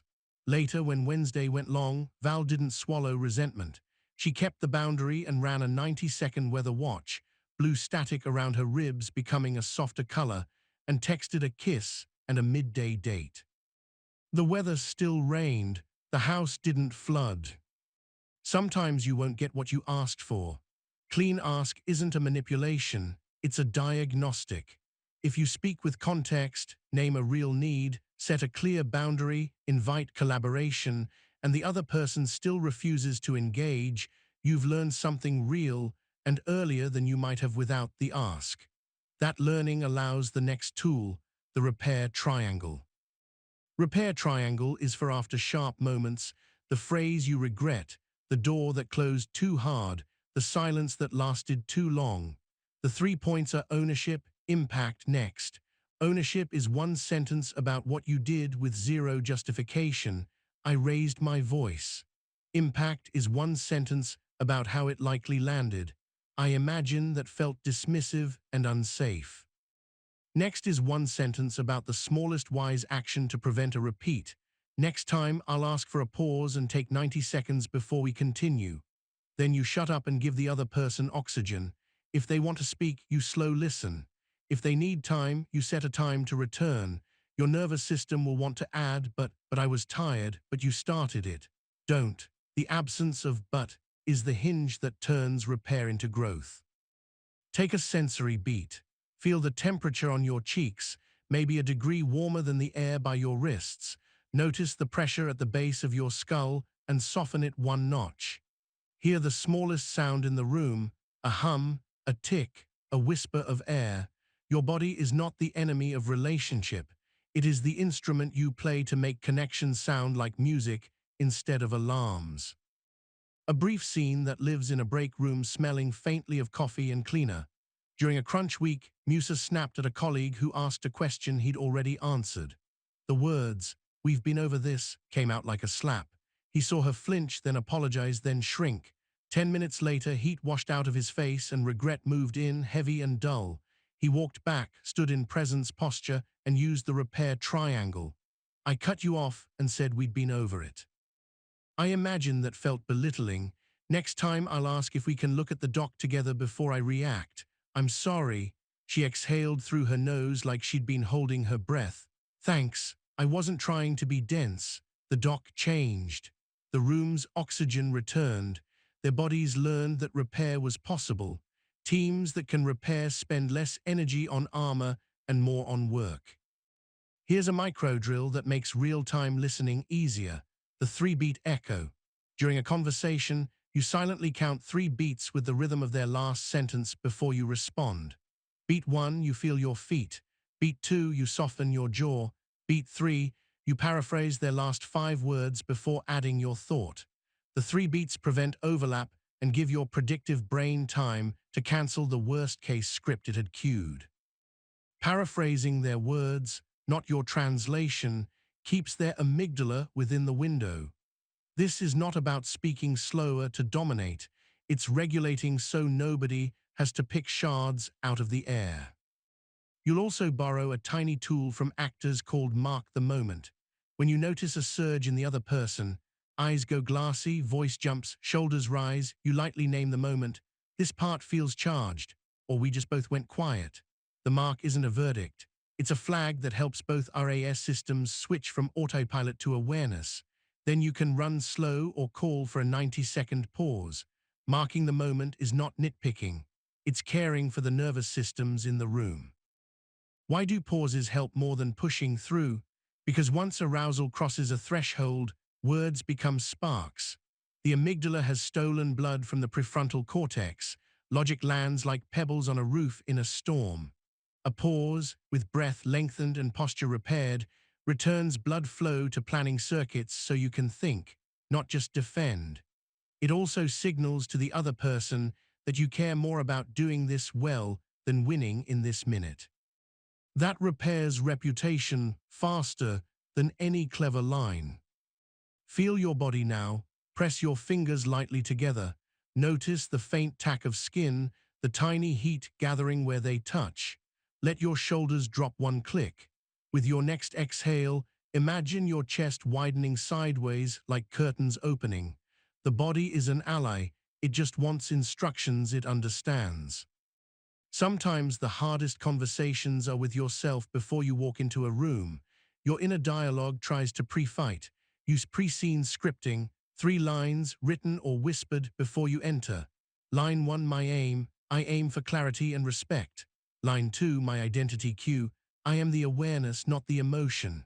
Line 3, my smallest wise action if I get hooked. If I feel heat rise, I'll ask one what question. Script it, then visualize the first 10 seconds, where you'll look, how you'll breathe, what your hands will do. Visualization is not pretending, it's rehearsal for muscles and breath, so your body has a map it can use when surprise arrives. Another story to lace this into daily life. Haru dreaded weekly one-on-ones with a supervisor whose feedback was precise but cold. Every session, Haru left with good notes and a bad feeling. One Monday, Haru decided to experiment. Pre-scene scripted, aim, clarity and steadiness. Identity, awareness over weather. Hook plan, if chest tightens, ask, what would make this 10% better? In the meeting, when the supervisor said, this part is weak, Haru felt the jaw clench, the shoulders inch toward ears. Slow turned on. I see you paused on the methods section. Mira, you're saying it's weak. Orient, wonder what change would make it 10% better for you. The supervisor blinked, then said, shorten the first paragraph and lead with the result. Haru wrote it down. The room stayed within a workable window. Later, Haru sent a clean ask about timing for drafts. Context, I've been getting feedback same day. Need, I revise better with 1 day. Boundary, if feedback arrives later than noon, I'll incorporate it next cycle. Check, can we test this for 2 weeks? The supervisor agreed. The temperature of Monday dropped by degrees. The work improved. So did Haru's evenings. There will be times to walk away. Slow and clean ask are not incantations for unsafe situations. If insults fly or your body says no in a deep, wise way, your smallest wise action is exit and return or exit without return. The strongest nervous system move you can make is to protect it. Use the 3 doors you learned. Clarify, boundary, exit. Your dignity matters more than any debate. Close with a ritual that stitches steadiness into the fabric of your connections. The daily bridge note. 1 sentence, sent to 1 person, that names a specific appreciation or a clear, kind request. I appreciated how you paused today and asked for examples. Or could we try a 15-minute check-in on Tuesdays to align faster? You do it not to farm praise, but to prime your RAS for cooperation. Brains that expect bridges see places to build them. Brains that expect conflict scan for shards. Write the world you want to live in, 1 sentence at a time. A final sensory beat before we finish. Let your eyes rest on 1 object in the room and trace its outline in your mind's finger, edge, corner, curve. Feel your breath slow as if the room itself got bigger. Hear something far, then something near. Place a hand on your chest and feel the steady push of life beneath. Whisper, coach has the mic. I am the awareness, not the emotion. The weather may rise, people will still be people. But you will have a way to listen without drowning, to ask without bracing, to repair without groveling. You don't have to harden to be safe. You have to be specific. You are not chasing perfect harmony. You are building resilient music. With slow, you keep oxygen in tense rooms. With clean ask, you turn fog into language that can carry weight. With repair triangle, you prove to yourself and others that mistakes are data, not destiny. Your identity settles into a calm kind of strength. You are a steady presence who can meet heat without stealing it, who can say what you mean without making cuts, who can come back after a miss and make it right. That kind of person rewires not just their reactions, but the rooms they enter. You can hold your ground in the storm and still feel rattled after it passes. The body keeps echoes, aftershocks that shake confidence, tighten your breath at random, make your next move feel heavier than it should. This chapter is about what you do after the wobble, when the meeting is over, the message is sent, the argument cooled, and your nervous system is deciding what story to store. You are going to teach it to store strength. You'll work with 2 frameworks that turn stumbles into wiring, the Aftershock Protocol and the self-trust ledger. One clears the static and extracts signal. The other records proof that you can count on yourself, So your reticular activating system hunts for competence, not catastrophe. The point isn't to pretend nothing hurts. The point is to metabolize hurt into direction. Begin with the Aftershock Protocol. It has 4 moves you run in order within 24 hours of any spike. Drain, name, extract, place. Drain is physiology.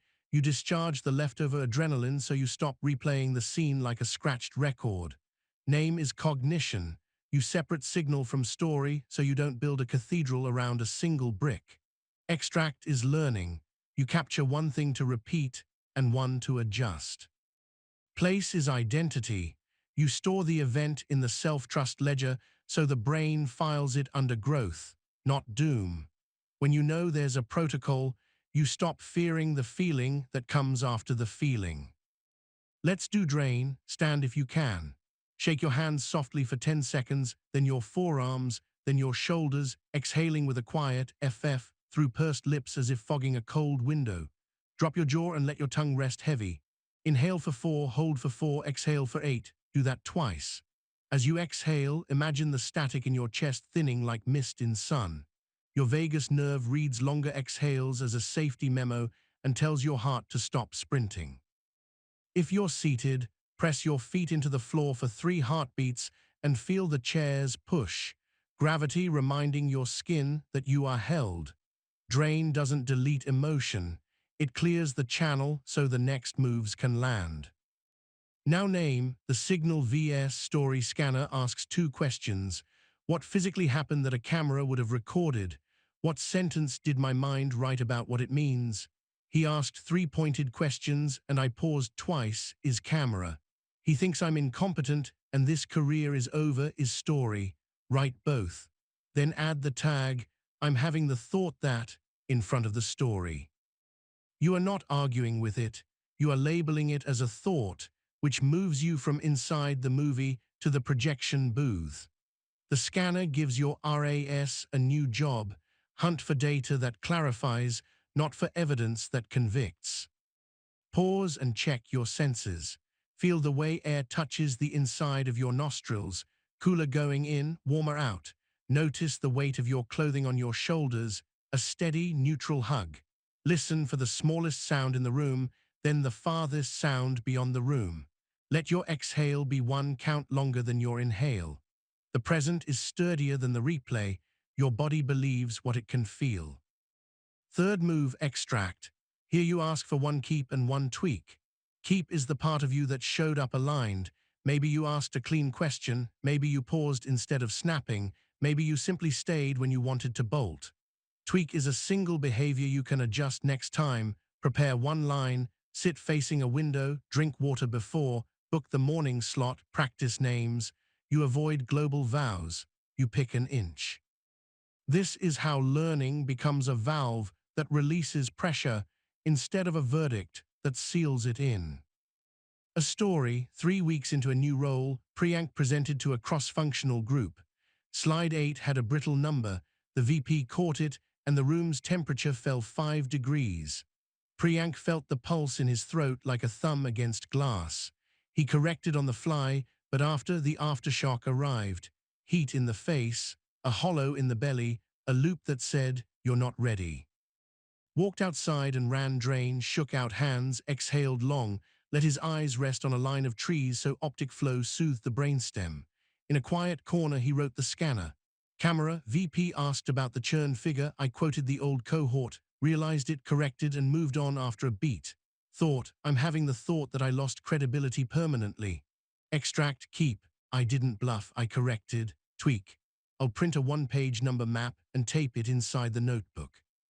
Place, he opened a note called Self-Trust Ledger and wrote 2 lines, held correction with steady voice, prep number map for next time.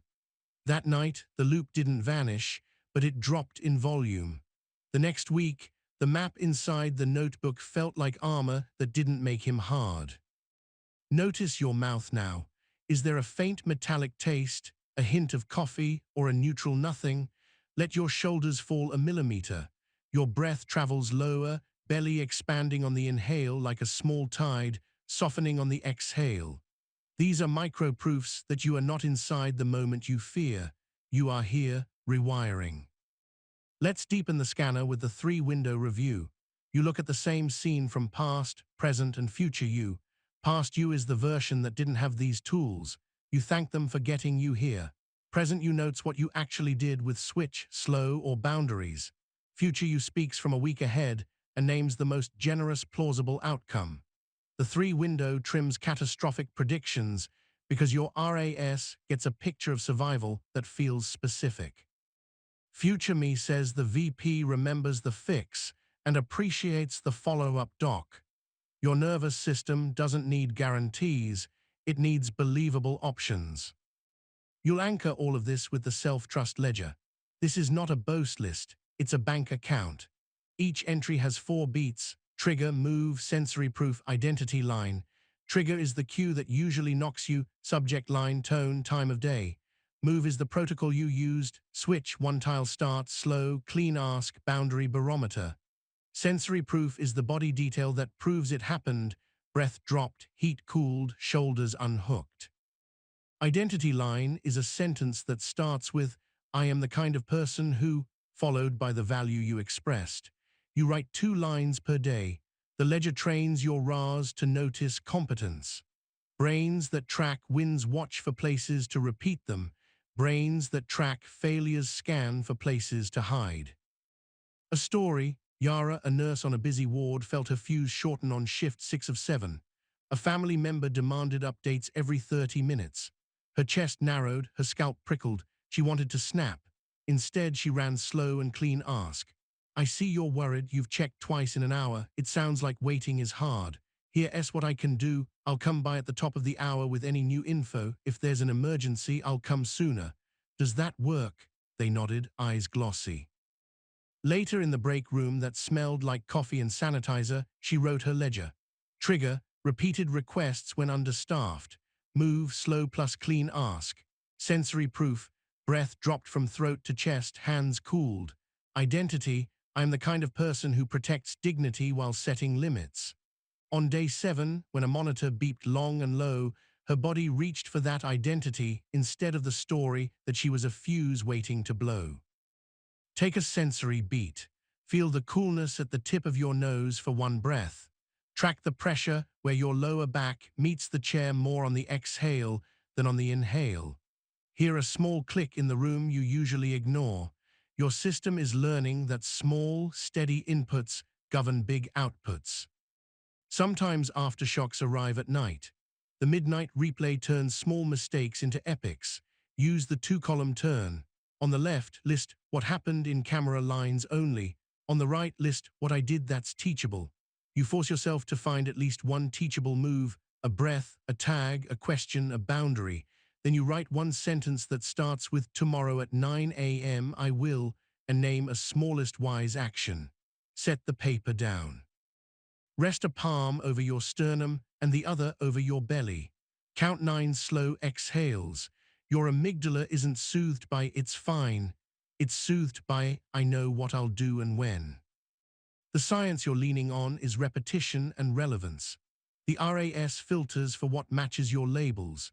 If your inner labels after an error are "I always" and "I never," your RAS fetches confirming evidence and your body braces. If your labels are "I learned" and "next time," your RAS fetches opportunities to apply changes. Your basal ganglia store routines. Each time you run Aftershock plus ledger, you lay another brick. Bricks become paths. Paths become roads your nervous system takes without burning extra fuel. There's a companion to the ledger for moments that feel like failure of character, not just skill. Call it the integrity repair. It has 3 lines: what I did, why it violated a value I care about, how I'll repair, and what boundary protects the value next time. Then you do the smallest repair within 24 hours if it's safe. The quickness matters. Shame grows in silence and delay. Repair shrinks it to human size so it can be learned from instead of lived in.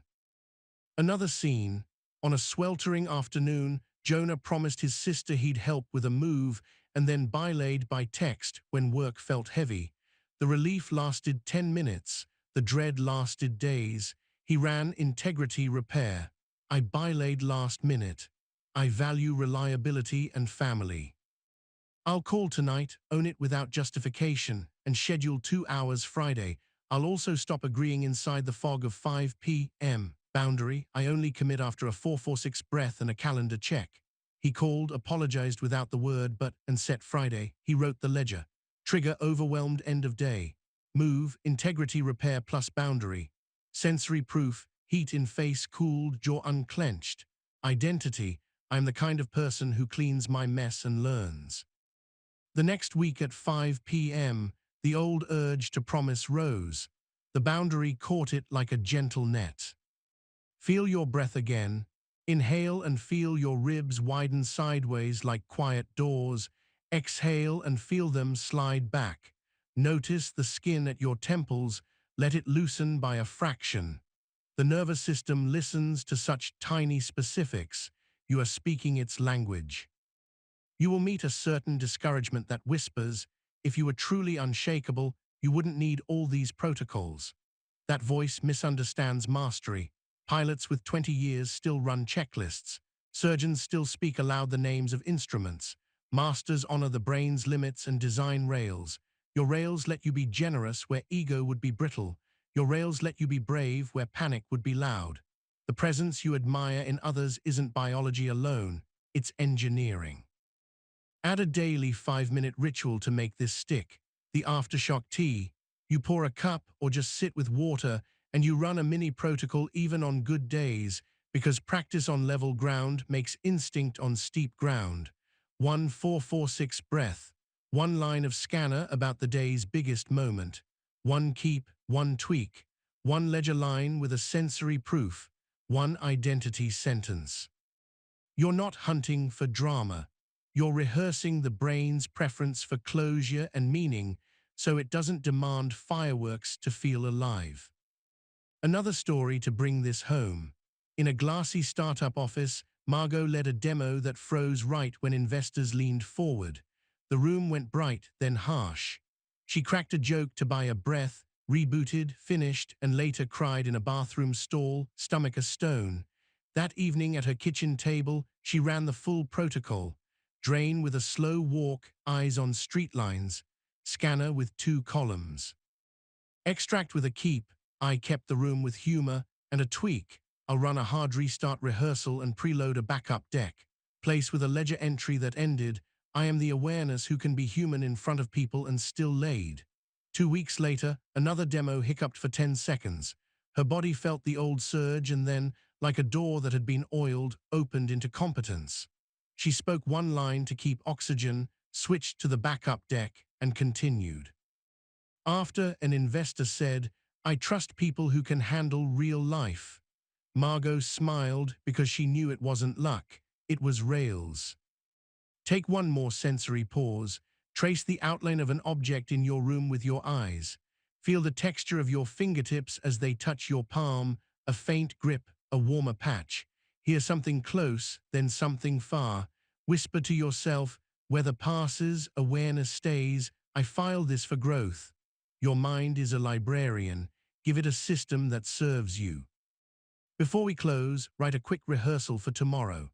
Name one likely aftershock, a hard feedback, a missed cue, an awkward hello. Say softly, drain, name, extract, place. Picture yourself shaking out hands, breathing long, lettering 2 camera facts, tagging 1 thought, picking 1 keep and 1 tweak, writing 1 ledger line with a sensory proof. See your future self a week ahead reading those lines and feeling steadier because you stored truth and kindness, not just noise. The future isn't promised, but practice changes the texture of it. You are not building invulnerability. You are building recoverability so strong that fear of falling stops running your day. Aftershocks will come, you will feel the heat, the hollow, the replay, and then you will drain, you will name, you will extract, you will place.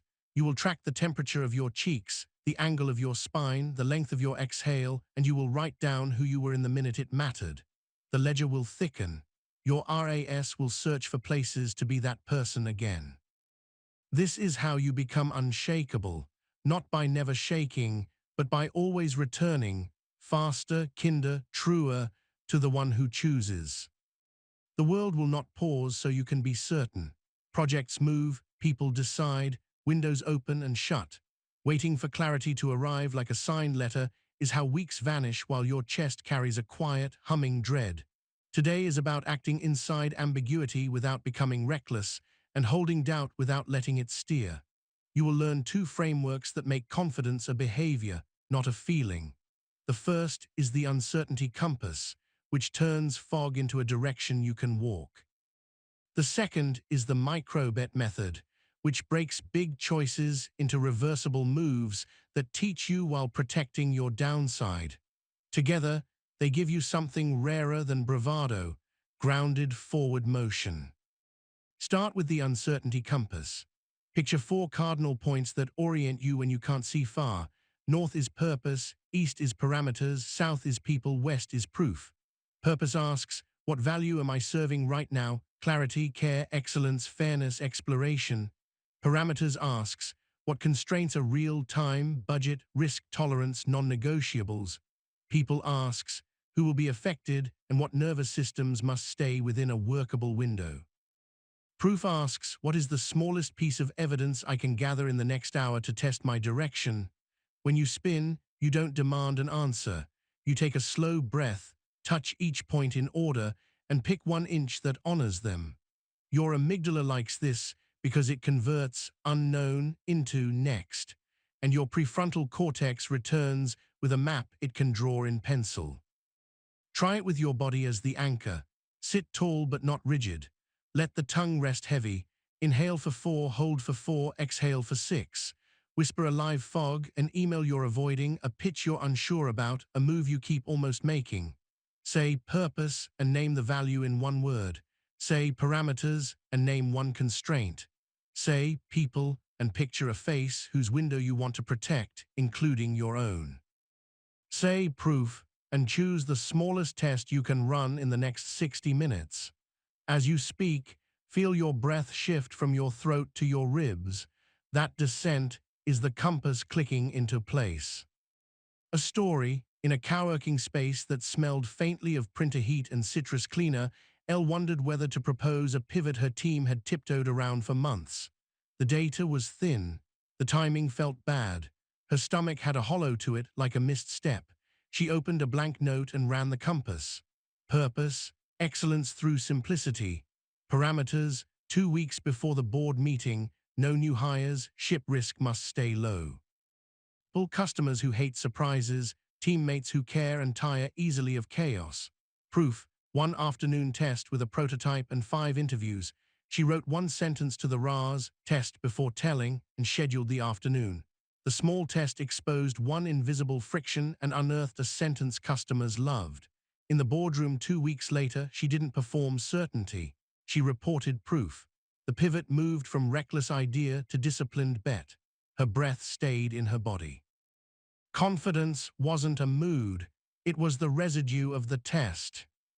Uncertainty arouses the same circuitry as threat. Your amygdala hears unknown and imagines tigers. But tigers dislike clipboards. When you write down purpose, parameters, people and proof, you hand your prediction machinery handles it can grip. The handles convert static into signal. You are not quieting your fear by make-believing. You are feeding your nervous system enough structure to keep blood in the cortex while you move. You will pair the compass with the micro-bet method. A micro-bet is a reversible, low-cost action that produces information faster than debate. You pre-choose 3 qualities for every micro-bet. Size small enough that failure stings but doesn't scar. Span short enough that feedback arrives while your motivation still cares. And story, the sentence you'll tell yourself about what the result means. The story is crucial. If it fails, it means I learned X. If it succeeds, it means I can take 1 step bigger. When you write the story before you act, you inoculate yourself against shame's favorite trick, moving the goalposts so every outcome proves you're not enough. Pause and scan your senses. The air at your nostrils is a thin, cool thread in, a warmer ribbon out. Your hands grow a degree warmer where they rest. Somewhere near you, a small hum continues without asking for your attention. Let your shoulders lower by one invisible notch. The steadiness you want isn't at the end of the plan. It's in how you breathe while you decide. A scene that lives in real time. Karim considered posting the first article from a project that had lived in a folder too long. The folder felt like a mausoleum for things he almost did. His chest had a tight band across it. He ran the microbet. Size, publish one 600-word piece to a small list. Span, 48 hours to gather 10 replies. Story, if low engagement, it means the title and first paragraph need to promise the right problem. If high, it means write 2 more with the same skeleton. He exhaled for 6, felt the band loosen and hit send. Replies trickled in, 2 kind, 1 precise, 1 silent unsubscribe that poked his old fear. He didn't interpret the unsubscribe as identity. He ran the story he had written. He tweaked the title, tightened the open, wrote a second piece. 2 months later, the folder felt like a garden, not a graveyard. Confidence grew like anything grows, watered. Add a micro-practice called 2-track planning to reduce paralysis. You sketch a primary track and a backup track in a single breath. Primary track is the path if things go standard. Backup track is the smallest safe pivot if friction spikes. For a meeting, primary is walk through the 3 points with a demo. Backup is, if the room turns, ask for the one metric that worries them and build the rest around it. For a personal decision, primary is try the new gym for a month. Backup is, if it's a mismatch, switch at day 10 with no self-trial. The brain relaxes when it sees exits. Exits make continuing safer. Notice the temperature at your cheeks, maybe a degree warmer than your forearms. Let your gaze soften so you can see the edges of the room without moving your head. The vestibular system reads wide gaze as safety.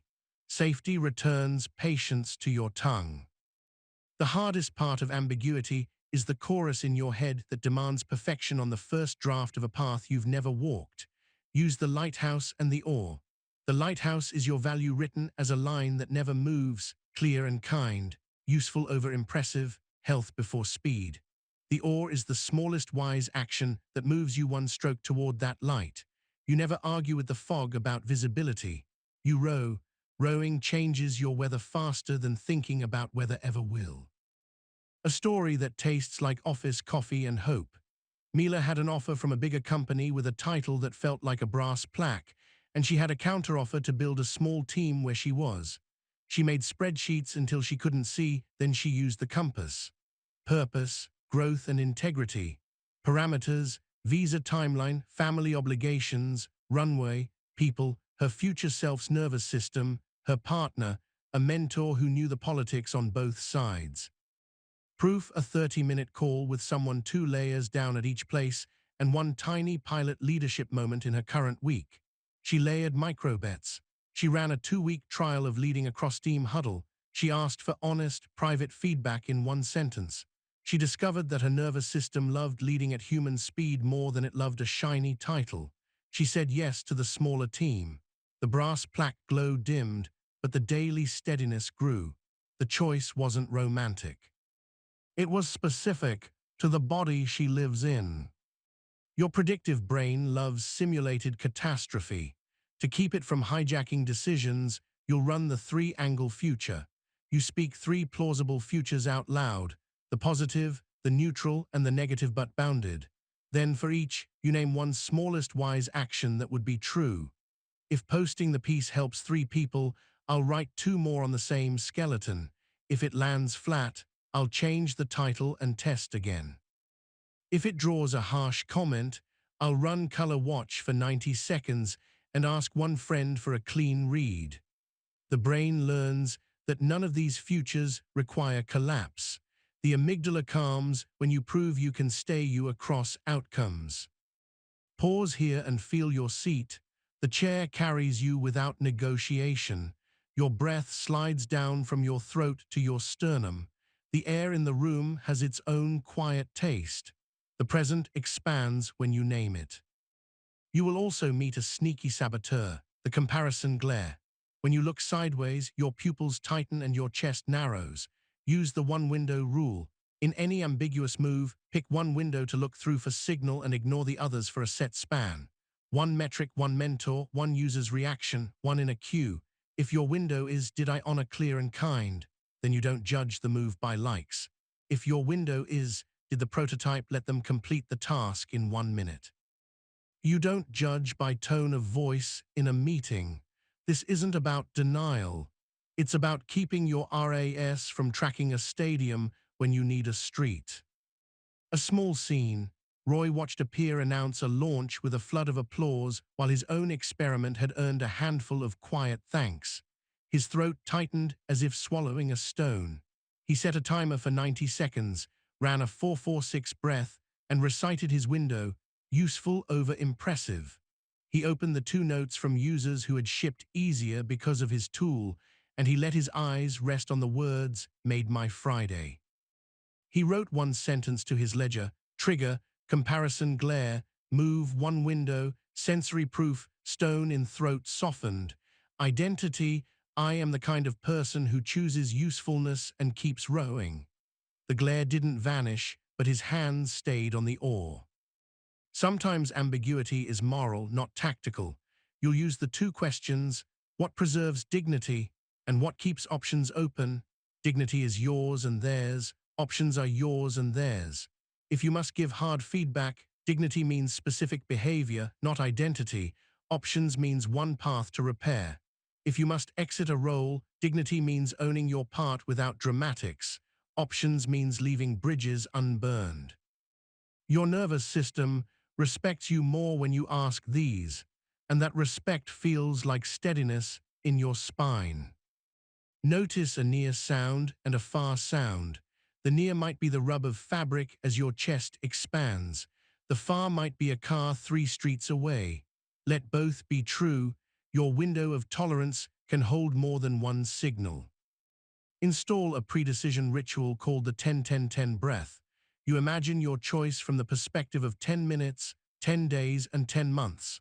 On the inhale, you picture 10 minutes, a body snapshot, breath, shoulder tension, jaw. On the hold, 10 days, the rhythm your days would take. On the exhale, 10 months, the identity sentence you'd want to write then. This rhythmic time zoom recruits different networks than panic thinking. You are not predicting. You are acquainting your nervous system with multiple time scales so it doesn't crown the loudest timeline king. A story that smells like printer toner. Sumi, a senior analyst, was asked to sign off on numbers slung together too fast. Her manager pressed, the deck needed to go out. Her heart rate stepped up a marching band in a hallway. She ran 10-10-10. 10 minutes if I sign, temporary relief, jaw tight. 10 days, a knot in the stomach, a scramble to fix. 10 months, ledger shame. 10 minutes if I push back, heat in face, breath lower. 10 days, respect if I'm clear. 10 months, backbone. She used clean ask, context. We've had 3 rushed decks. Need, accuracy, boundary. If this must go, I'll include a flag and ship the validated version by 10 a.m. Check, can we do that? The manager grumbled, then nodded. Later, when the deck landed clean, Sumi's breath felt like air after rain. Her identity line wrote itself. I am the awareness who preserves dignity and options. You will meet analysis loops dressed as diligence. Use the 1-hour door. You set a 60-minute container where you gather only what the compass asks for, then you must place a microbet.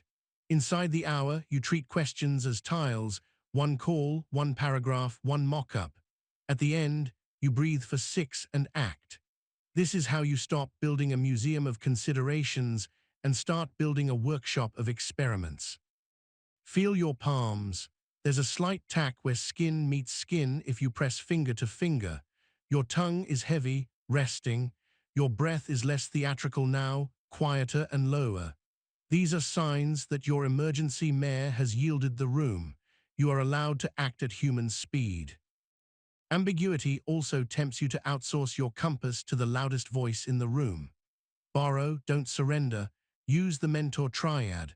Ask 1 person who is upstream of you, knows the terrain, 1 peer shares your weather, and 1 downstream, impacted by the wake of your choice. You collect 3 sentences, not essays. Then you return to your body, run a 4-4-6, and pick the microbet that respects all three without pleasing all three. People can advise.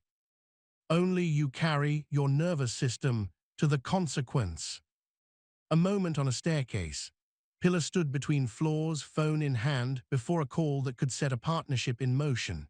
She had a speech prepared and a knot under her ribs. Mentor Triad yielded 3 lines, upstream, open with their problem, not your pitch. Peer, ask for the smallest test. Downstream, please don't promise weekends. She exhaled for 6, touched purpose, mutual value, parameters, no weekend promises, people, her small team's energy, proof, 1-week pilot. On the call, she asked for the pilot. They agreed. The knot loosened like a rope set down. The staircase felt wider on the way back down. There will be times you act and it goes wrong. Not dramatically, just off. Your brain will want to make it a referendum. Don't. Use the post-bet debrief, sensation, signal, shift. You name the sensation you have now, the signal the result gave you, and the smallest shift you'll make next time. Sensation, mild burn in cheeks, jaw soft now. Signal, title mismatch. Shift, laid with the outcome, not the method. The debrief turns events into teachers instead of judges. Taste the air in your mouth. Maybe it tastes like nothing, the cleanest flavor. Listen for the far hum again.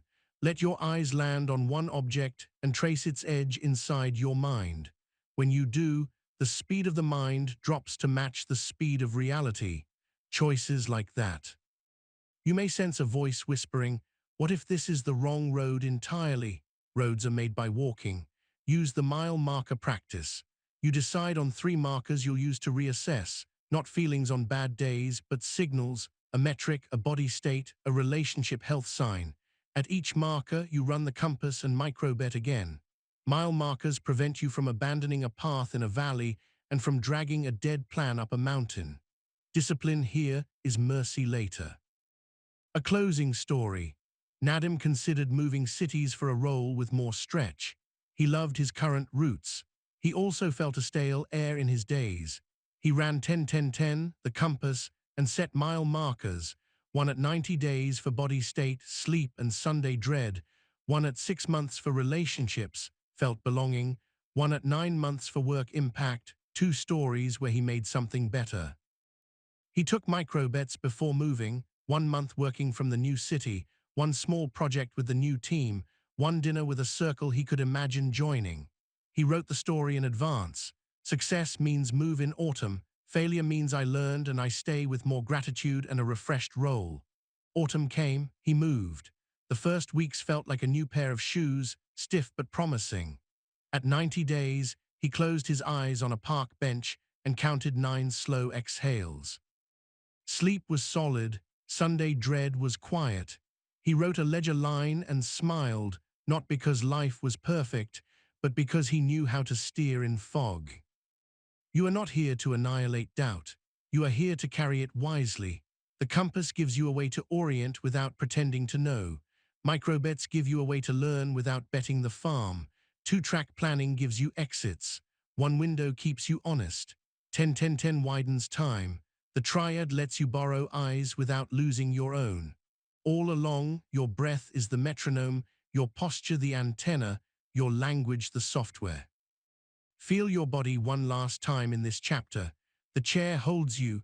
The air touches your nose with cool and returns warm. Your shoulders can slide down 1 millimeter. Whisper, I am the awareness, not the emotion. I rode toward the light. The weather may stay uncertain. The horizon may blur. But you will have a compass and an oar, and you will be the kind of person who moves at human speed with clear values, making bets that teach you, storing proof in a ledger that your future self will read on a morning when doubt arrives early and leaves early too. You don't need certainty to be unshakable. You need practices that let you act with your whole nervous system on board. Confidence is not the absence of fear. It is the intimacy you build with your next inch. Pressure has a way of telescoping your world until only the problem exists and you forget you have hands. A deadline compresses time, an audience expands the size of your inner critic, A single mistake feels like a character verdict. But pressure is glucose and story. It can be routed. In this chapter, you'll learn to turn strain into signal and to perform at human speed when the room gets small. You'll work with two frameworks, the stretch zone dial and the pressure rehearsal protocol. The first teaches you to modulate intensity so you're alert without being hijacked. The second installs a pre-game, in-game, post-game sequence that your nervous system can run on demand. You are not trying to be fearless. You are trying to be skillful when fear arrives dressed as urgency. Start with the stretch zone dial. Think of your arousal level like a volume knob with 4 clicks: drowsy, calm, charged, wired. Drowsy is low energy and low focus. Calm is steady energy and clear focus. Charged is high energy and narrow but useful focus. Wired is too hot to think. Your aim under pressure is the middle 2 clicks, calm or charged, depending on the task. Big picture planning prefers calm. Live performance prefers charged. Wired, the red zone, is where your amygdala steals the steering wheel and your words come out with corners. The dial has simple moves to ratchet down or up in 30 seconds. Downshifts use longer exhales, wider gaze, and slower voice. Upshifts use brisk inhales, sharp posture, and a cue phrase. In all cases, you name your current click out loud. Naming stops you from moralizing your state, "What's wrong with me?" and turns it into a lever, 1 click down. Try the dial now. Sit tall with the crown of your head gently lengthening your spine. Inhale for 4, hold for 4, exhale for 6. Whisper, "I'm at calm," even if you're not there yet, because the body will chase the label. If you're too low, drowsy, do 3 quick sniff-in, long-out breaths, and roll your shoulders back as if you're stepping onto a stage. Say, "Energize and aim." If you're too high, wired, soften your gaze so you can see the edges of the room. Drag your exhale a beat longer than your inhale, and lower your voice half a note as you say, "Slow is smooth." The dial is not theory. It is the difference between your hands shaking and your hands doing. A story. In a glass-sided auditorium, Aaron stood behind a lectern facing 100 faces that looked like one large set of eyes. His notes suddenly read like a language he didn't speak. The first slide glowed too bright, his breath parked at the base of his throat. Wired. He named it internally Wired. He widened his gaze to include the exit sign at the back of the room, exhaled for 6 through pursed lips, and said to himself, "1 click down." His voice, when it came, was a shade slower than his panic wanted. He began with a C from slow. "You'll see a single number on this slide. We'll build the story around it," which gave his RAS a crisp target. By sentence 3, he was in charged. He rode the charge like current, not like a ripped tide. Afterward, someone said, "You're a natural." Aaron smiled because the nature was practiced knobs and breath. Why does the dial work? Because arousal follows attention and physiology. Wider gaze tells your midbrain the environment is navigable. Longer exhales tug the vagus nerve like a brake cable, letting heart rate variability rise and the prefrontal cortex rejoin. Quick inhales and upright posture nudge noradrenaline up just enough to sharpen. Naming state recruits language networks that pull you out of limbic flood. None of this is mystical. It's plumbing. Now layer the pressure rehearsal protocol, PRP, to install rails for your hottest moments. PRP has 3 chapters: Prime, Play, Place. Prime is the pre-scene ritual that sets your dial and your aim. Play is the in-scene script that keeps you in the lane when spikes appear. Place is the post-scene debrief that tells your brain what to store. You've met cousins of these pieces. PRP threads them so your whole system knows what to do at each edge. Prime begins 15 to 90 minutes before the moment. You run discharge direct decide from your charge check. Shake hands, long exhale, choose a cue phrase, write the single smallest wise action you'll take if you blank. Then you run a 60-second launch pad on the physical space. Clear the square foot, check your tools, see the first tile. You set your stretch zone dial to the click you need, calm for strategy, charged for delivery, and you perform the posture pivot. Shoulders back, crown up, jaw soft, gaze wide. Finally, you speak the lighthouse line aloud, clear and kind, or whatever value you're serving. Prime is a choreography your nervous system can learn by repetition, so when it smells pressure, it moves. Play is the simple, repeatable way you steer inside the scene when spikes arrive. You use 3 tethers: breath, phrase, field. Breath is a single 4-4-6 cycle anytime your words want to sprint. Phrase is a pre-chosen sentence you can say aloud that buys seconds and sets frame. Let me make the top line clear. Here's the smallest next step. What matters most here? Field is your visual anchor, the back wall, a corner of a table that prevents tunnel vision from shrinking your options. If a question is a spear, you respond with wonder. Can we slow one beat? Or what's behind that concern? You keep your voice a notch slower than the room. You do not rush oxygen out of the space. Place is the Aftershock Protocol compressed.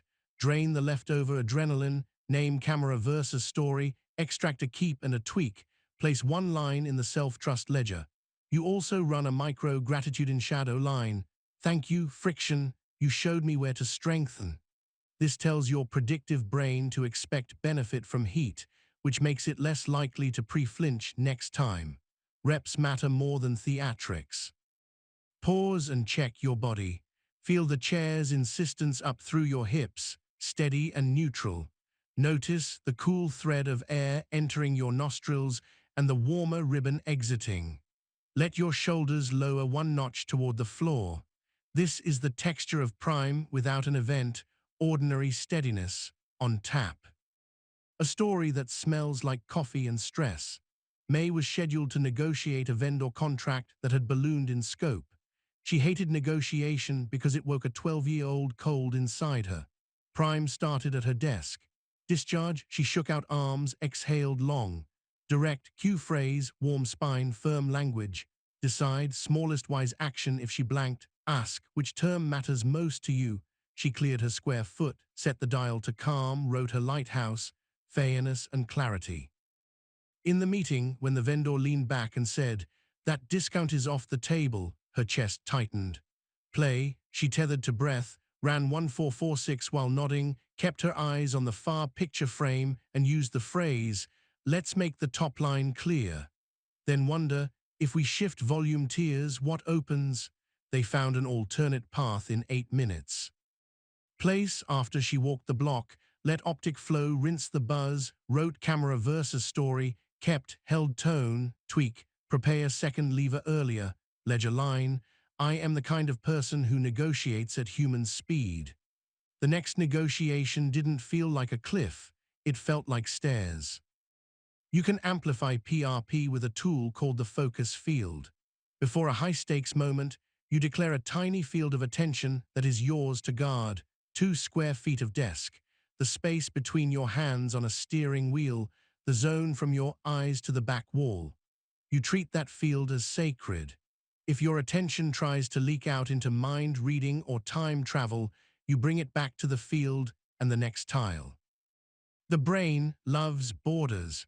A small field gives it a place to belong when a room threatens to swallow it. Take another sensory beat. Listen for the farthest sound: traffic, a faint rattle, a hallway footstep.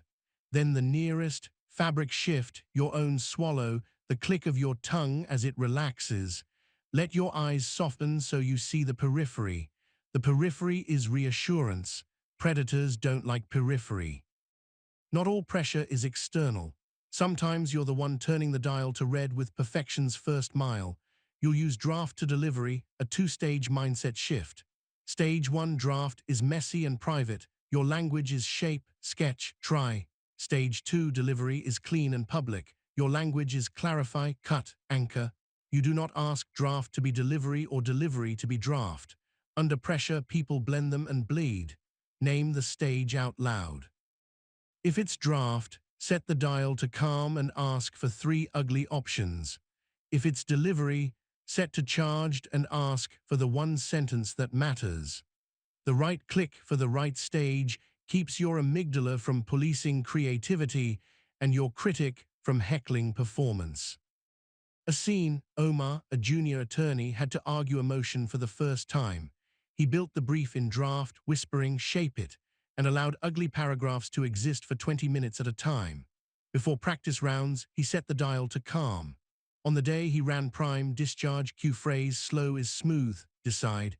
If I blank, summarize the rule and ask for a moment to consult the record. He set focus field on the distance between the judge's bench and the floor's center tile. In play, when opposing counsel fired a barbed question, Omar ran one breath and used his phrase, "Let me make the top line clear," he answered, then paused for 2 beats to keep oxygen in the room. Place happened in the hallway, palms cooling in the shade, writing keep, voice steady, tweak, lead with result then rule. His supervisor said, "You kept the room." Omar wanted to say, "I kept my dial." Let's install a micro practice called the 30-30 drop. 30 seconds before a high-stakes move, press send on a proposal, step into a conversation, you do 3 things. You drop your exhale to 6, drop your shoulders by 1 click, drop 1 sentence to your RAS naming the smallest wise action.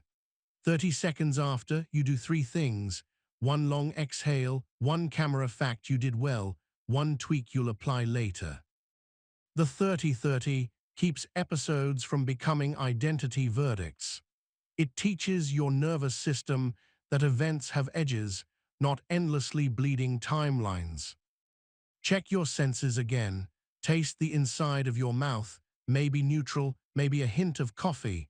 Feel your feet's geometry, heel, ball, toes. Track the way your lower back meets the chair more on the exhale than the inhale. Life happens at this speed, so should your steering. Sometimes pressure hides in good things, promotions, stage time, family milestones. Anticipatory anxiety is still energy. You'll use celebration conditioning to harness it. Before a positive high-stakes moment, write 2 lines. I will enjoy 1 detail in real time, and I will store 1 camera fact for later. During the moment, you actively notice the detail, the laughter's shape, the light on the floor, the weight of the mic. After, you write the camera fact and a ledger line. This teaches your brain that big moments are not only threats to survive, but also experiences to savor. Savoring widens your window for the next big thing. A story that smells like roses and stage dust. Danny, a community organizer, finally got a grant to open a neighborhood learning space. The ribbon cutting felt like a spotlight and a target. Prime, discharge, cue phrase, here for them, decide. If I wobble, name a person in the room. Focus field, the faces in the first row. Stretch dial, charged. Celebration conditioning, detail, the sound of scissors through fabric. Camera fact, I said thank you to the volunteers by name. In play, when her voice shook, she looked at a grandmother in the second row, ran 1 breath, said here for them inside her mouth, and spoke the next line slower. Place. Afterward, she walked the block, wrote camera versus story, stored the scissors sound, and wrote, I am the kind of person who feels and still delivers. The next press call felt human-sized. What about setbacks inside performance? When you do wobble and in front of people, use the on-stage reset. You prowrite a single sentence that acknowledges the hiccup and sets direction. Let me rewind that sentence and be precise. Give me 10 seconds to pull up the correct slide. I want to correct a number I just said. Then you run 1-4-4-6 breath while you perform a small physical reset, moving 1 step, placing your hand flat on the table, aligning papers. Audiences trust correction more than they trust flawless delivery. Your nervous system trusts you more when you don't pretend. The reset makes humility a tool, not a collapse. Take a sensory pause. Let your gaze land on one object and trace its outline in your mind, edge, corner, curve. Hear the smallest sound in the room, then something far. Feel the air on your forearms, a degree cooler than your cheeks. Your body is a friend waiting for assignments that fit its language. You may notice that some pressure comes from the story that every performance is a referendum on your worth. Use the 2-ledger view. Alongside your self-trust ledger, keep a performance ledger that records only process moves you executed. Set dial, used wonder question, named camera fact. You never record applause or outcomes there. Outcomes go to project docs. The performance ledger trains your RAs to notice controllables. Controllables drive composure. Composure drives outcomes more reliably than outcome chasing does. A scene in a long corridor. Nura, a resident physician, had to present a patient handoff to a senior who liked to interrogate. The corridor smelled like sanitizer and old coffee. Prime, discharge, cue phrase clear and kind, decide, if pressed, state one fact, ask one narrowing question. Focus field, the space between her hands and the chart. Stretch dial, charged, play, when the senior said, "Why did you miss that lab?" Heat jumped in Nura's face. She ran 1446 breath while saying, "Let me make the top line clear," then offered the fact and the narrowing question. The senior grunted and moved on. Place. She wrote a performance ledger line, used narrowing question under press, and a self-trust ledger identity. I am the kind of person who stays specific under heat. The next handoff felt less like a hallway and more like a lane. Add a tiny tool called the equity breath. Before speaking in rooms where you've historically felt smaller, because of role, race, age, history, you do one breath with palms open, elbows loose, chest soft, and you silently say, "I am allowed to take space and time." Then you count 2 beats before speaking. Equity breath is not attitude. It's a neuropostural cue that tells your body you belong here now. Belonging lowers limbic noise. Lower noise lifts your words. Another story. Yi, the youngest engineer in a review, often compressed his sentences into apologetic knots. Before his next review, he wrote equity breath on a sticky. He primed, discharge, cue phrase, precise and present, decide. If interrupted, I'll say, "I'll finish this in one sentence." In the meeting, when a senior cut him off, he placed his hand flat on the table, breathed once, and said, "I'll finish this in one sentence, then I'd love your take." He finished. The senior nodded. Yi's chest felt a square inch bigger. Place, ledger line, took space without spikes. Identity, I am the kind of person who protects clarity and dignity. Pressure also arises when you must carry others, leading a room, coaching a teammate, calming a family group. You'll use the oxygen frame. It has 3 lines you can speak at the top of any gathering. Top line aim, how we'll move and how we'll handle heat. Aim, a line on scope. Movement, 10 minutes review, 10 questions, 10 decide. Heat, if tension rises, we'll pause for 90 seconds and return to top line.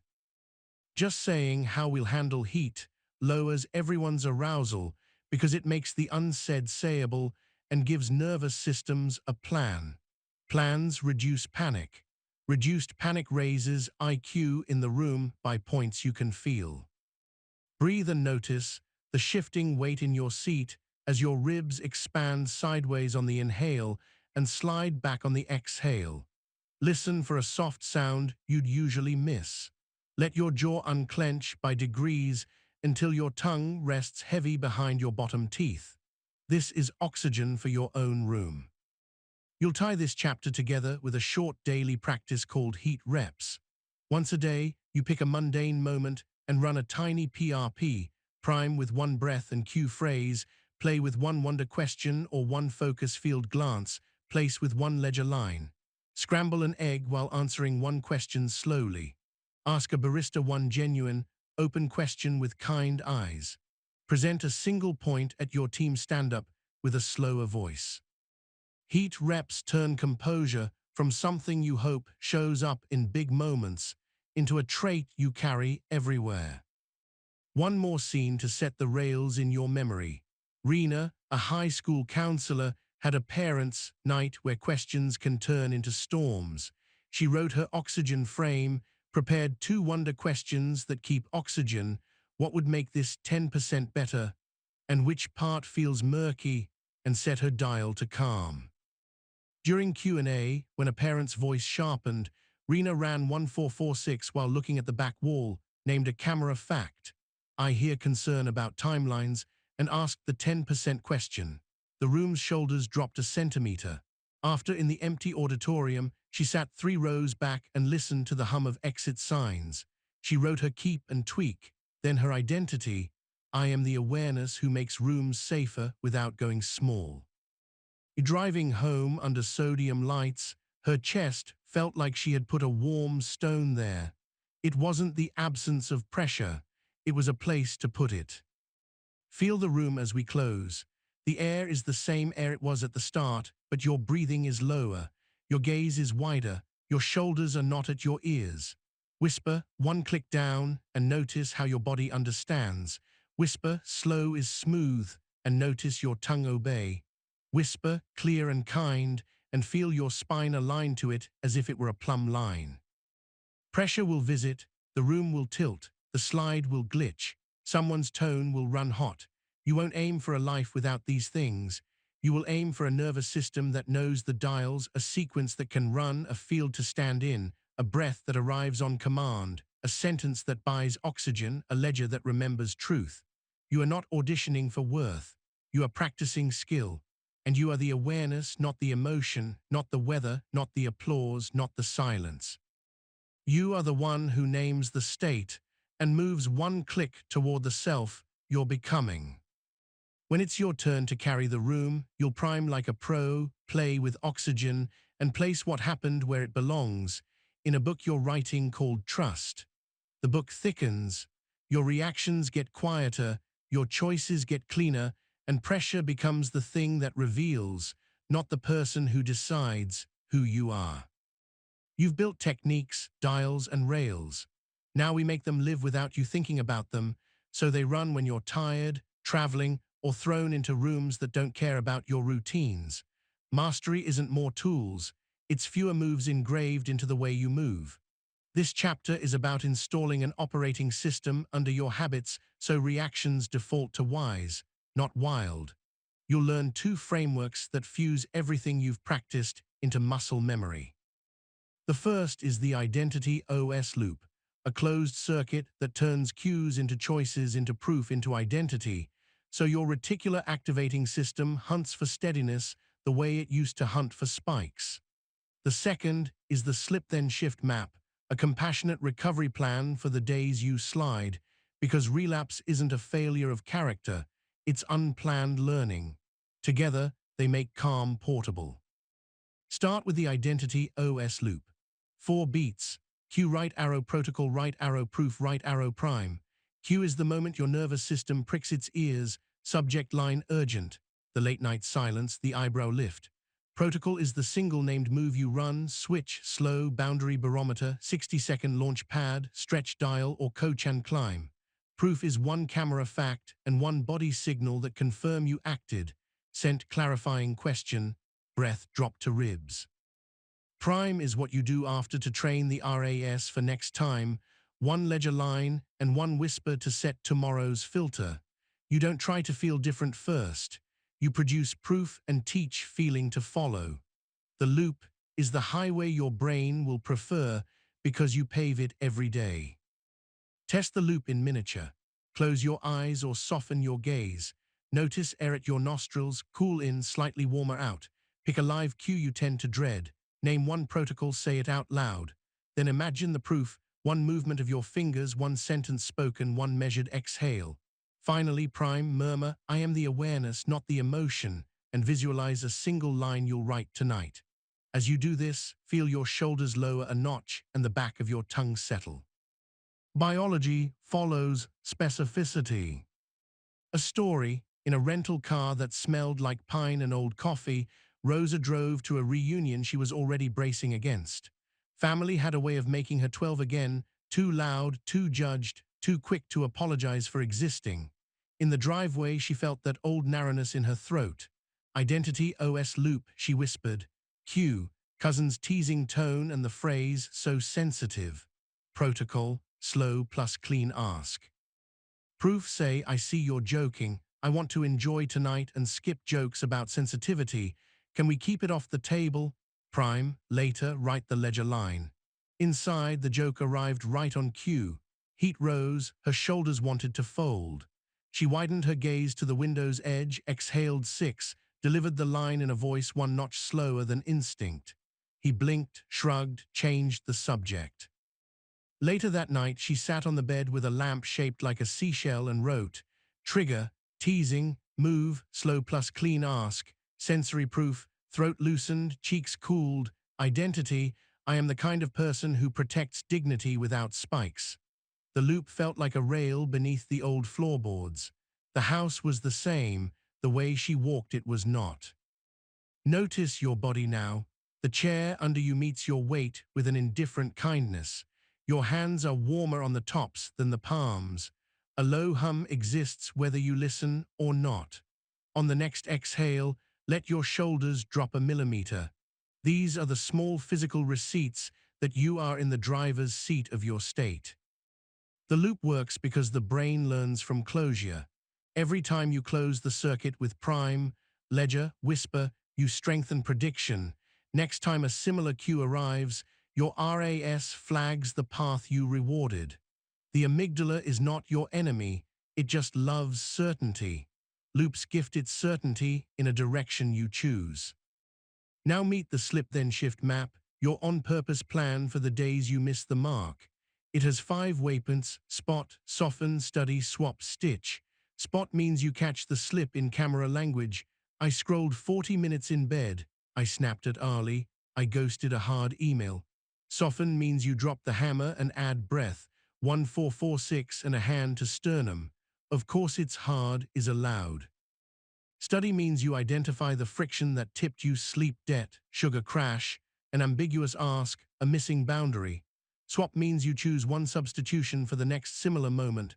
Phone on dresser, equity breath before speaking, one tile start before inbox. Stitch means you place the repair into your calendar or environment within 24 hours. A block, a sticky, a phrase taped to the mirror. Spot, soften, study, swap, stitch takes the sting and converts it into wiring. Try the map with something recent. Whisper the camera line. Breathe out for 6. Name one friction that made the slip more likely. Pick one swap you could actually repeat on a low day. Stitch it somewhere physical. Write a sticky now or type a calendar note. Feel the tiny exhale that follows. That exhale is relief with a job. A story: 2 months into new steadiness, Ben broke his clear morning rule 3 days running. He woke into a storm of messages, scrolled for just a minute, and looked up 40 minutes later feeling jangly and late. The self-talk arrived with knives. Slip then shift caught the blade. Spot, consumed before creating 3x. Soften, hand to chest, 446. Of course my brain wants a spike. Study, travel week plus vague, create, target plus no physical break on phone. Swap, put draft 0 for 3 minutes as the first tile, pair with song, put phone in kitchen. Stitch, a cheap plug-in timer in the bedroom and a sticky on the phone case that read tile not wall. The next morning he slipped again, but the timer buzzed at 3 minutes and he smiled in spite of himself, walked to the kitchen, set the phone down and wrote a sloppy paragraph. The third day the paragraph came first. The map didn't make him perfect, it made him recover. Take a sensory beat. Taste the neutral air in your mouth, maybe a faint ghost of coffee. Hear a far sound, then a near one, the soft rub of fabric at your shoulder. Let your gaze widen until you see the corners of the room. Wider gaze equals wider options. That physics applies to language and life. To make your identity OS loop automatic, you'll add a weekly ritual, the Sunday systems check, 10 minutes. You run 4 questions and set 3 small anchors. The questions: which queue owned me? Which protocol saved me? Where did proof feel thin? What will I prime for next week? The anchors: 1 phrase for your RAS, clear and kind, or tile not wall. 1 environment tweak, move a chair, set a light, hide a tab. 1 calendar sanctuary, 10 minutes before the day's hardest thing. Write it on a card, take 1 breath over it, put the card where your eyes land in the morning. The check is not a confession, it's maintenance. There's a companion drill for the start of each day, the 5-breath firmware update. Breath 1, you feel your feet. Breath 2, you soften your jaw. Breath 3, you whisper your lighthouse line. Breath 4, you name 1 big, 1 build, 1 bridge. Breath 5, you pick your protocol of the day, switch or slow or launch pad, and visualize it running once. Firmware updates don't change hardware, they make the code run smoother. 5 breaths is enough. A scene: Myra's team scaled faster than her calendar could. Meetings colonized the afternoon, her work followed her home like static. She built a Sunday systems check with a friend on a video call, 10 minutes together, cameras on, no performance. Cue that own me, 4 p.m. Slack storms. Protocol that saved me, boundary barometer. Proof thin, ledger consistency. Prime, RAS phrase, human speed, clear ask. Anchors, do not disturb 3-5 p.m. Lamp on the desk corner for single task light. 15-minute sanctuary before first meeting. Then each weekday, 5-breath firmware update before she looked at the blue badges. 2 weeks later, 4 p.m. still brought weather, but it met a person wearing rails. Notice the floor beneath you by feeling through your soles, heel, ball, toes. Your breath descends a floor when your attention does. The room becomes less theoretical and more yours. The Identity OS loop thrives in crafted environments. Attention architecture isn't decor, it's neural signage. Design 3 microsigns. The first is a sensory cue that triggers a protocol, an elastic band on your phone case that says breathe when your thumb finds it, a sticky with SCLB on your monitor. The second is a moat, an obstacle that makes a slip harder.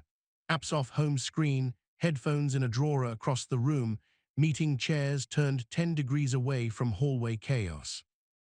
The third is a relief valve, tools visible at the moment you wobble, a 90 seconds card by the sink, a note by the bedroom door that reads, clear morning, a timer already set to 3 minutes. Architecture beats willpower on bad days. Build for bad days. You'll also shrink stale commitments that keep leaking energy. Use the sunset protocol. Name the thing that no longer fits, project, chat thread, committee. Write 3 lines. I'm grateful for, to close well, the boundary that protects the close is, then place a 30-minute block to send the note, return the item, or archive the folder.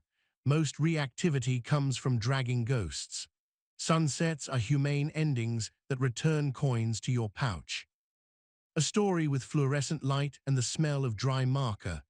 Rahul had said yes to a weekly volunteer slot that used to energize him. Work changed. Now the slot meant arriving depleted to his own life. He ran the sunset protocol. Grateful, the team and the kids, close, trainer replacement and document handoff, boundary, I won't take Wednesdays for 1 month while I recover my mornings. He wrote a kind note, offered a handoff plan, and set a calendar block to check in after a month. His chest loosened the way a knot lets go under warm water. He didn't become selfish. He stopped being leaky. Pause and catalog 1 warm patch on your body, the backs of your hands, your throat, and 1 cool patch, the tip of your nose. The nervous system trusts you more when you can inventory the weather without dramatizing it. Identity is reinforced by how you talk about yourself out loud. Install the name the trait habit. When someone appreciates you, don't deflect. Translate it into identity. Thanks. I'm training being clear and kind under pressure. When you notice yourself recovering faster, speak a line into the room. I switch gears at human speed now. The RAS hears identity statements like orders. You are not bragging, you are briefing your nervous system. Sometimes the slip is bigger, a blow-up you regret, a binge, a long avoidance. The slip then shift map scales. After spot and soften, study includes 2 more questions. Which need was I trying to meet? And what value did I step on? Swap adds 1 repair with a name and a time. Stitch becomes a public anchor. Tell 1 person your single adjustment and the check-in date. Accountability isn't shame, it's scaffolding. A scene, after 3 clean months, Ashaz stormed out of a team meeting, slammed a door and wrote a cutting message in the group chat. The relief lasted seconds, the stone in her stomach landed hard. Map time, spot, door slam plus sharp message. Soften 446, hand to chest. Of course heat 1, study need feeling unheard, value stepped on respect. Swap on spike, type in notes, not in chat, and schedule a slow conversation. Stitch ping her manager for a 5-minute repair at 3 p.m. ownership, impact next at 3. I slammed and sent a sharp message. I imagined that felt unsafe.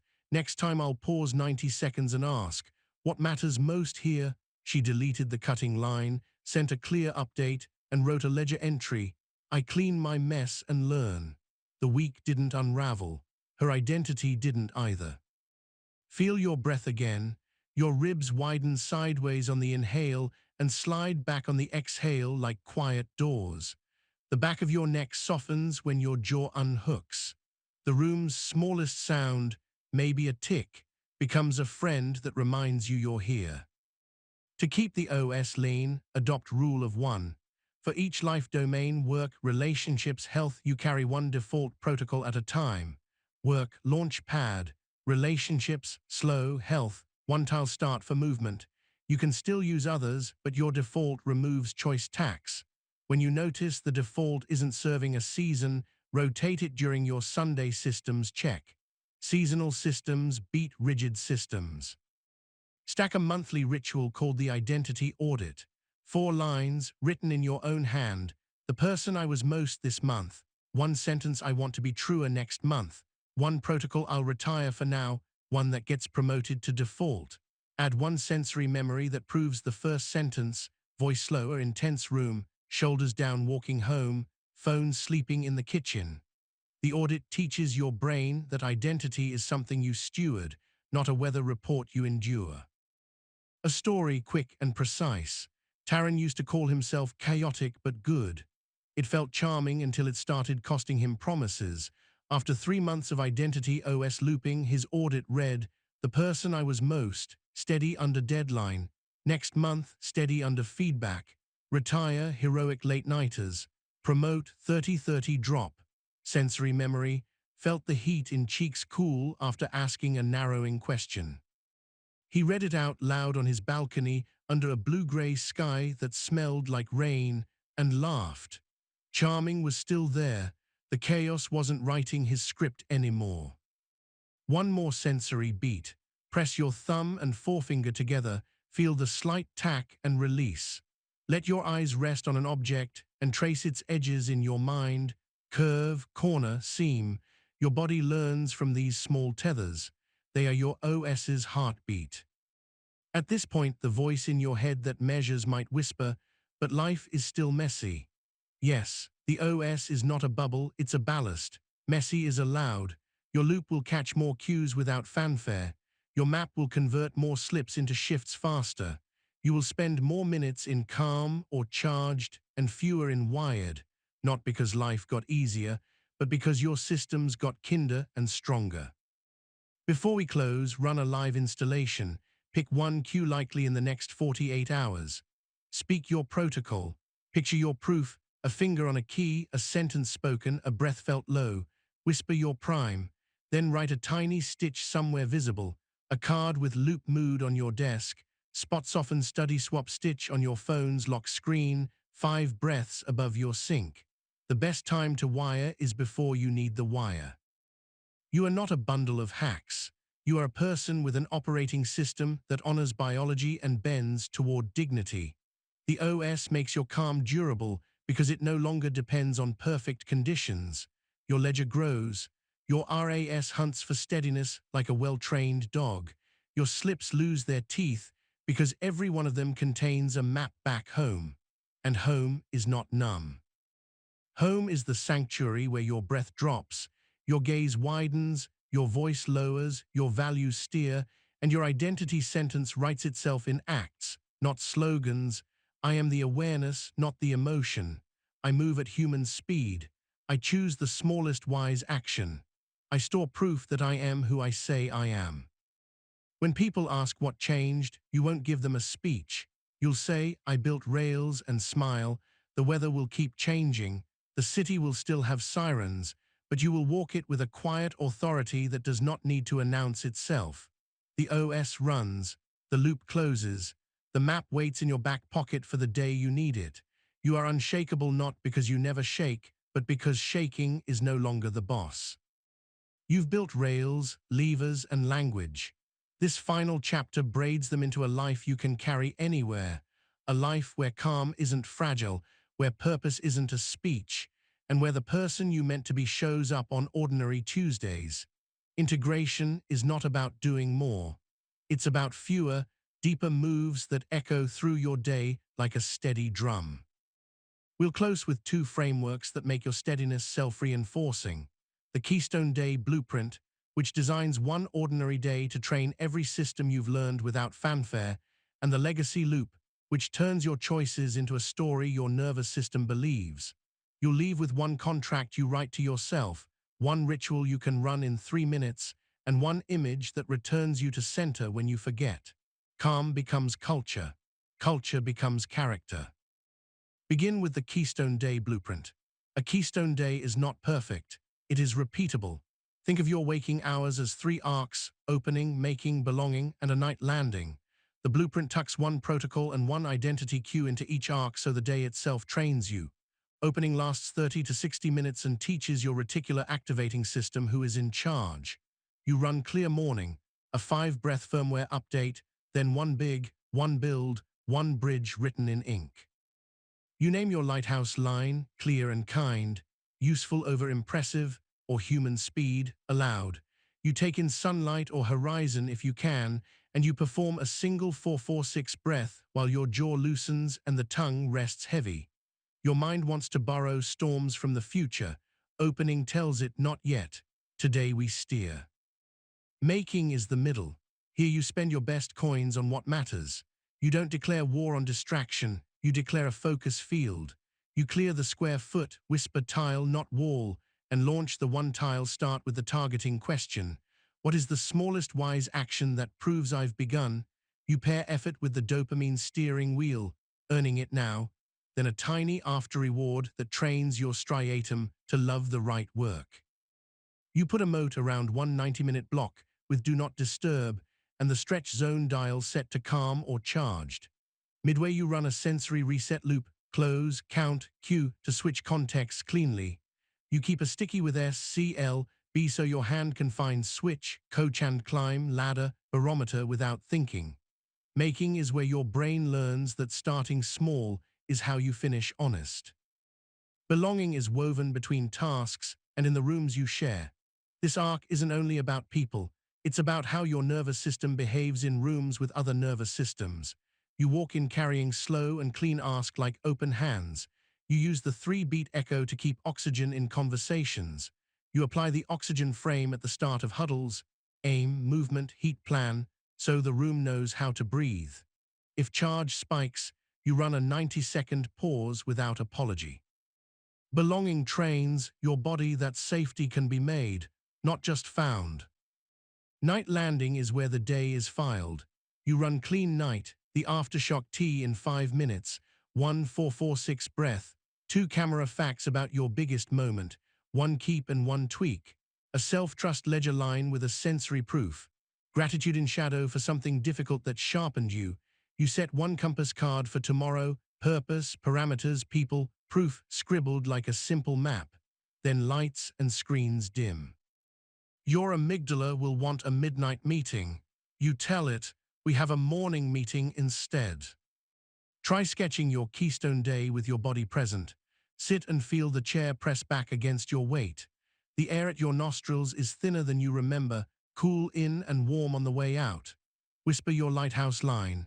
Imagine your opening, 5 breaths, the soft clack of a pen as you write big, build, bridge. Picture your making block, the square foot clean, the first 3 words on a page, the slight heat in your forearms cooling as you exhale for 6. See belonging, your shoulders back, your voice slower by a notch, a question that starts with what? Feel night landing, a cup that steams, the page where keep and tweak live, your jaw unhooked, your breath lower in your body like an anchor dropped in a harbor at dusk. This is not a fantasy. It is a choreography the nervous system understands. A story. On a Wednesday that used to own him, Lewis walked through a day he had once met with a grimace and late-night apology emails. His opening was 10 minutes at the window with coffee, sunlight on his eyelids, 5 breaths, human speed, 3 lines on a card. Making began with the 60-second launch pad, clear square foot, whisper, tile, not wall, open the dock, type the title, begin. At 11:45, when Slack lit up like a game show, he ran the sensory reset loop before switching tabs. In belonging, he hosted a prickly partner call with the oxygen frame and the 3 doors ready in his pocket. He asked one wonder question and paused long enough to hear the answer arrive slower than his old impatience. Night landing happened at his kitchen table. Drain, name, extract, place. He wrote in the ledger, trigger, stacked pings, move, loop, switch plus focus field, sensory proof, shoulders down, breath low, identity, I am the kind of person who keeps oxygen in rooms. He fell asleep without bargaining. It wasn't a movie, it was a day. The day taught his brain who he is. The second framework seals this, the legacy loop. Legacy is not pomp, it's pattern. The loop has 4 nodes you will run weekly until they run you. Remember, rehearse, reveal, record.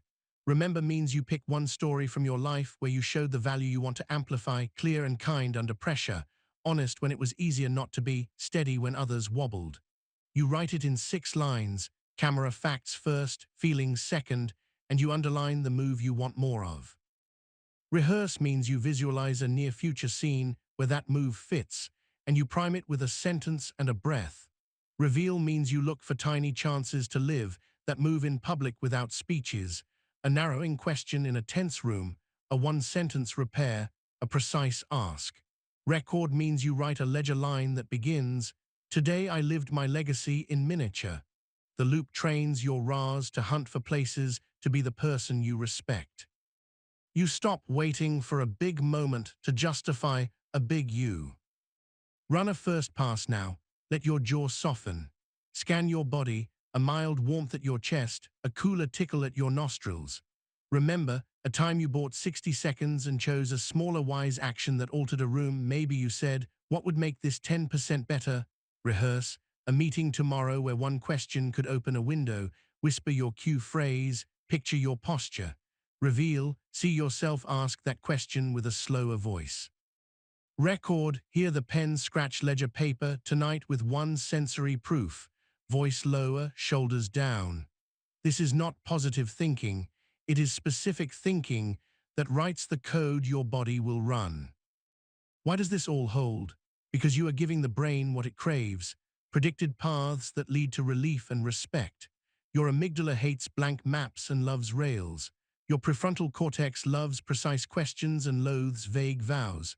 Your striatum loves reward. You are steering it toward effort and meaning instead of spikes and regret. Your RAS loves a mission. You are assigning it to find proof, I am who I say I am. The body follows, not because you bullied it, but because you informed it in its own languages. Breath, posture, gaze, and simple sentences.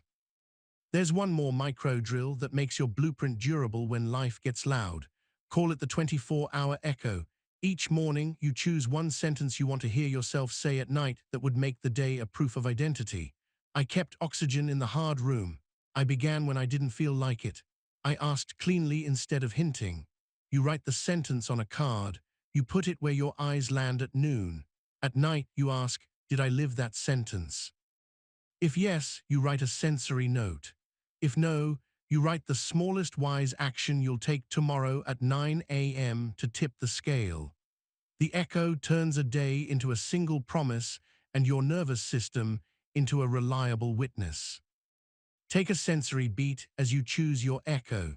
The chair's fabric brushes your forearm. The room hums like a low engine. Your breath slides from throat to ribs without your permission, which is the point. You've taught it to. Whisper your sentence now. Let it vibrate in your sternum so your bones remember. A final story to stitch it all together. Mara used to call herself reactive with a wry smile that hid a knot she lived with. Over months, she practiced switch in hallways, one tile start at messy desks, slow in rooms that liked to sharpen voices, clean ask at tables where silence used to grow. She dialed down wired to charged in auditoriums, and dialed up drowsy to calm before strategy blocks. She built a Keystone day that didn't require a monastery or a miracle, 5 breaths with light, 1 square foot of clarity, 1 focus field per hour, 1 ledger line at night. She ran the legacy loop and noticed she liked who she became in small scenes more than she ever did performing in big ones. The knot didn't vanish, it untied a little each week. One afternoon, a message arrived that would have owned her last year. Urgent in red.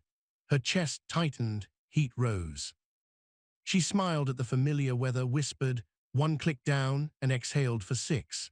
She tagged the thought, I'm having the thought that this will explode, and chose a smallest wise action. What's the single metric we need to align on? She sent it. The reply named the metric. The room cooled. At night, her ledger read, I am the kind of person who makes urgency human-sized. She slept like someone who trusts the person who will wake in her body tomorrow. There is a contract to write before we end. It isn't long. It lives on a card or a note on your lock screen. It is not aspirational fluff. It is rails in ink. I will move at human speed. I will buy 60 seconds before I give away my steering wheel. I will ask for what I need with warmth and clarity. I will choose one tile and begin. I will practice repair faster than I practice punishment. I will store proof that I am who I say I am. I am the awareness, not the emotion. Read it once each morning for a week, even if your inner critic rolls its eyes. The critic can sit in the back seat, the coach is driving. When you fail it, you will use the slip-then-shift map without drama. When you forget it, the 24-hour echo will remind you at noon. When you remember it, your breath will drop a floor and you'll hear the hum of the room as if it were a friend. Take one last sensory inventory. Notice the warmest point on your body, the center of your chest, the backs of your hands, and the coolest, the tip of your nose, the air on your lips. Let your gaze widen until you see the edges of this space. Hear something near, then something far. Feel your spine lengthen a fraction as if a thread lifted the crown of your head. Whisper, weather passes, awareness stays. Feel the words in your bones. That is your sanctuary. You will still have days with sirens. You will still feel heat rise and a jaw want to lock. But your city now has 2 mayors who cooperate. Your emergency mayor respects the rails. Your strategic mayor speaks at a human pace. Your days are designed to practice who you are instead of testing it. Your ledger thickens with camera facts, not catastrophes. Your self-talk sounds like a coach who knows the drill and knows you. You do not need certainty to move. You need your compass and your oar. You have them. When someone who knew your old weather asks what changed, you won't say, I found a hack. You'll say, I built a day I can live inside, and I practiced until my body believed me. Then you'll breathe out longer than you breathe in, feel the chair, feel the air, and begin the next smallest wise action in the life you are quietly, steadily writing.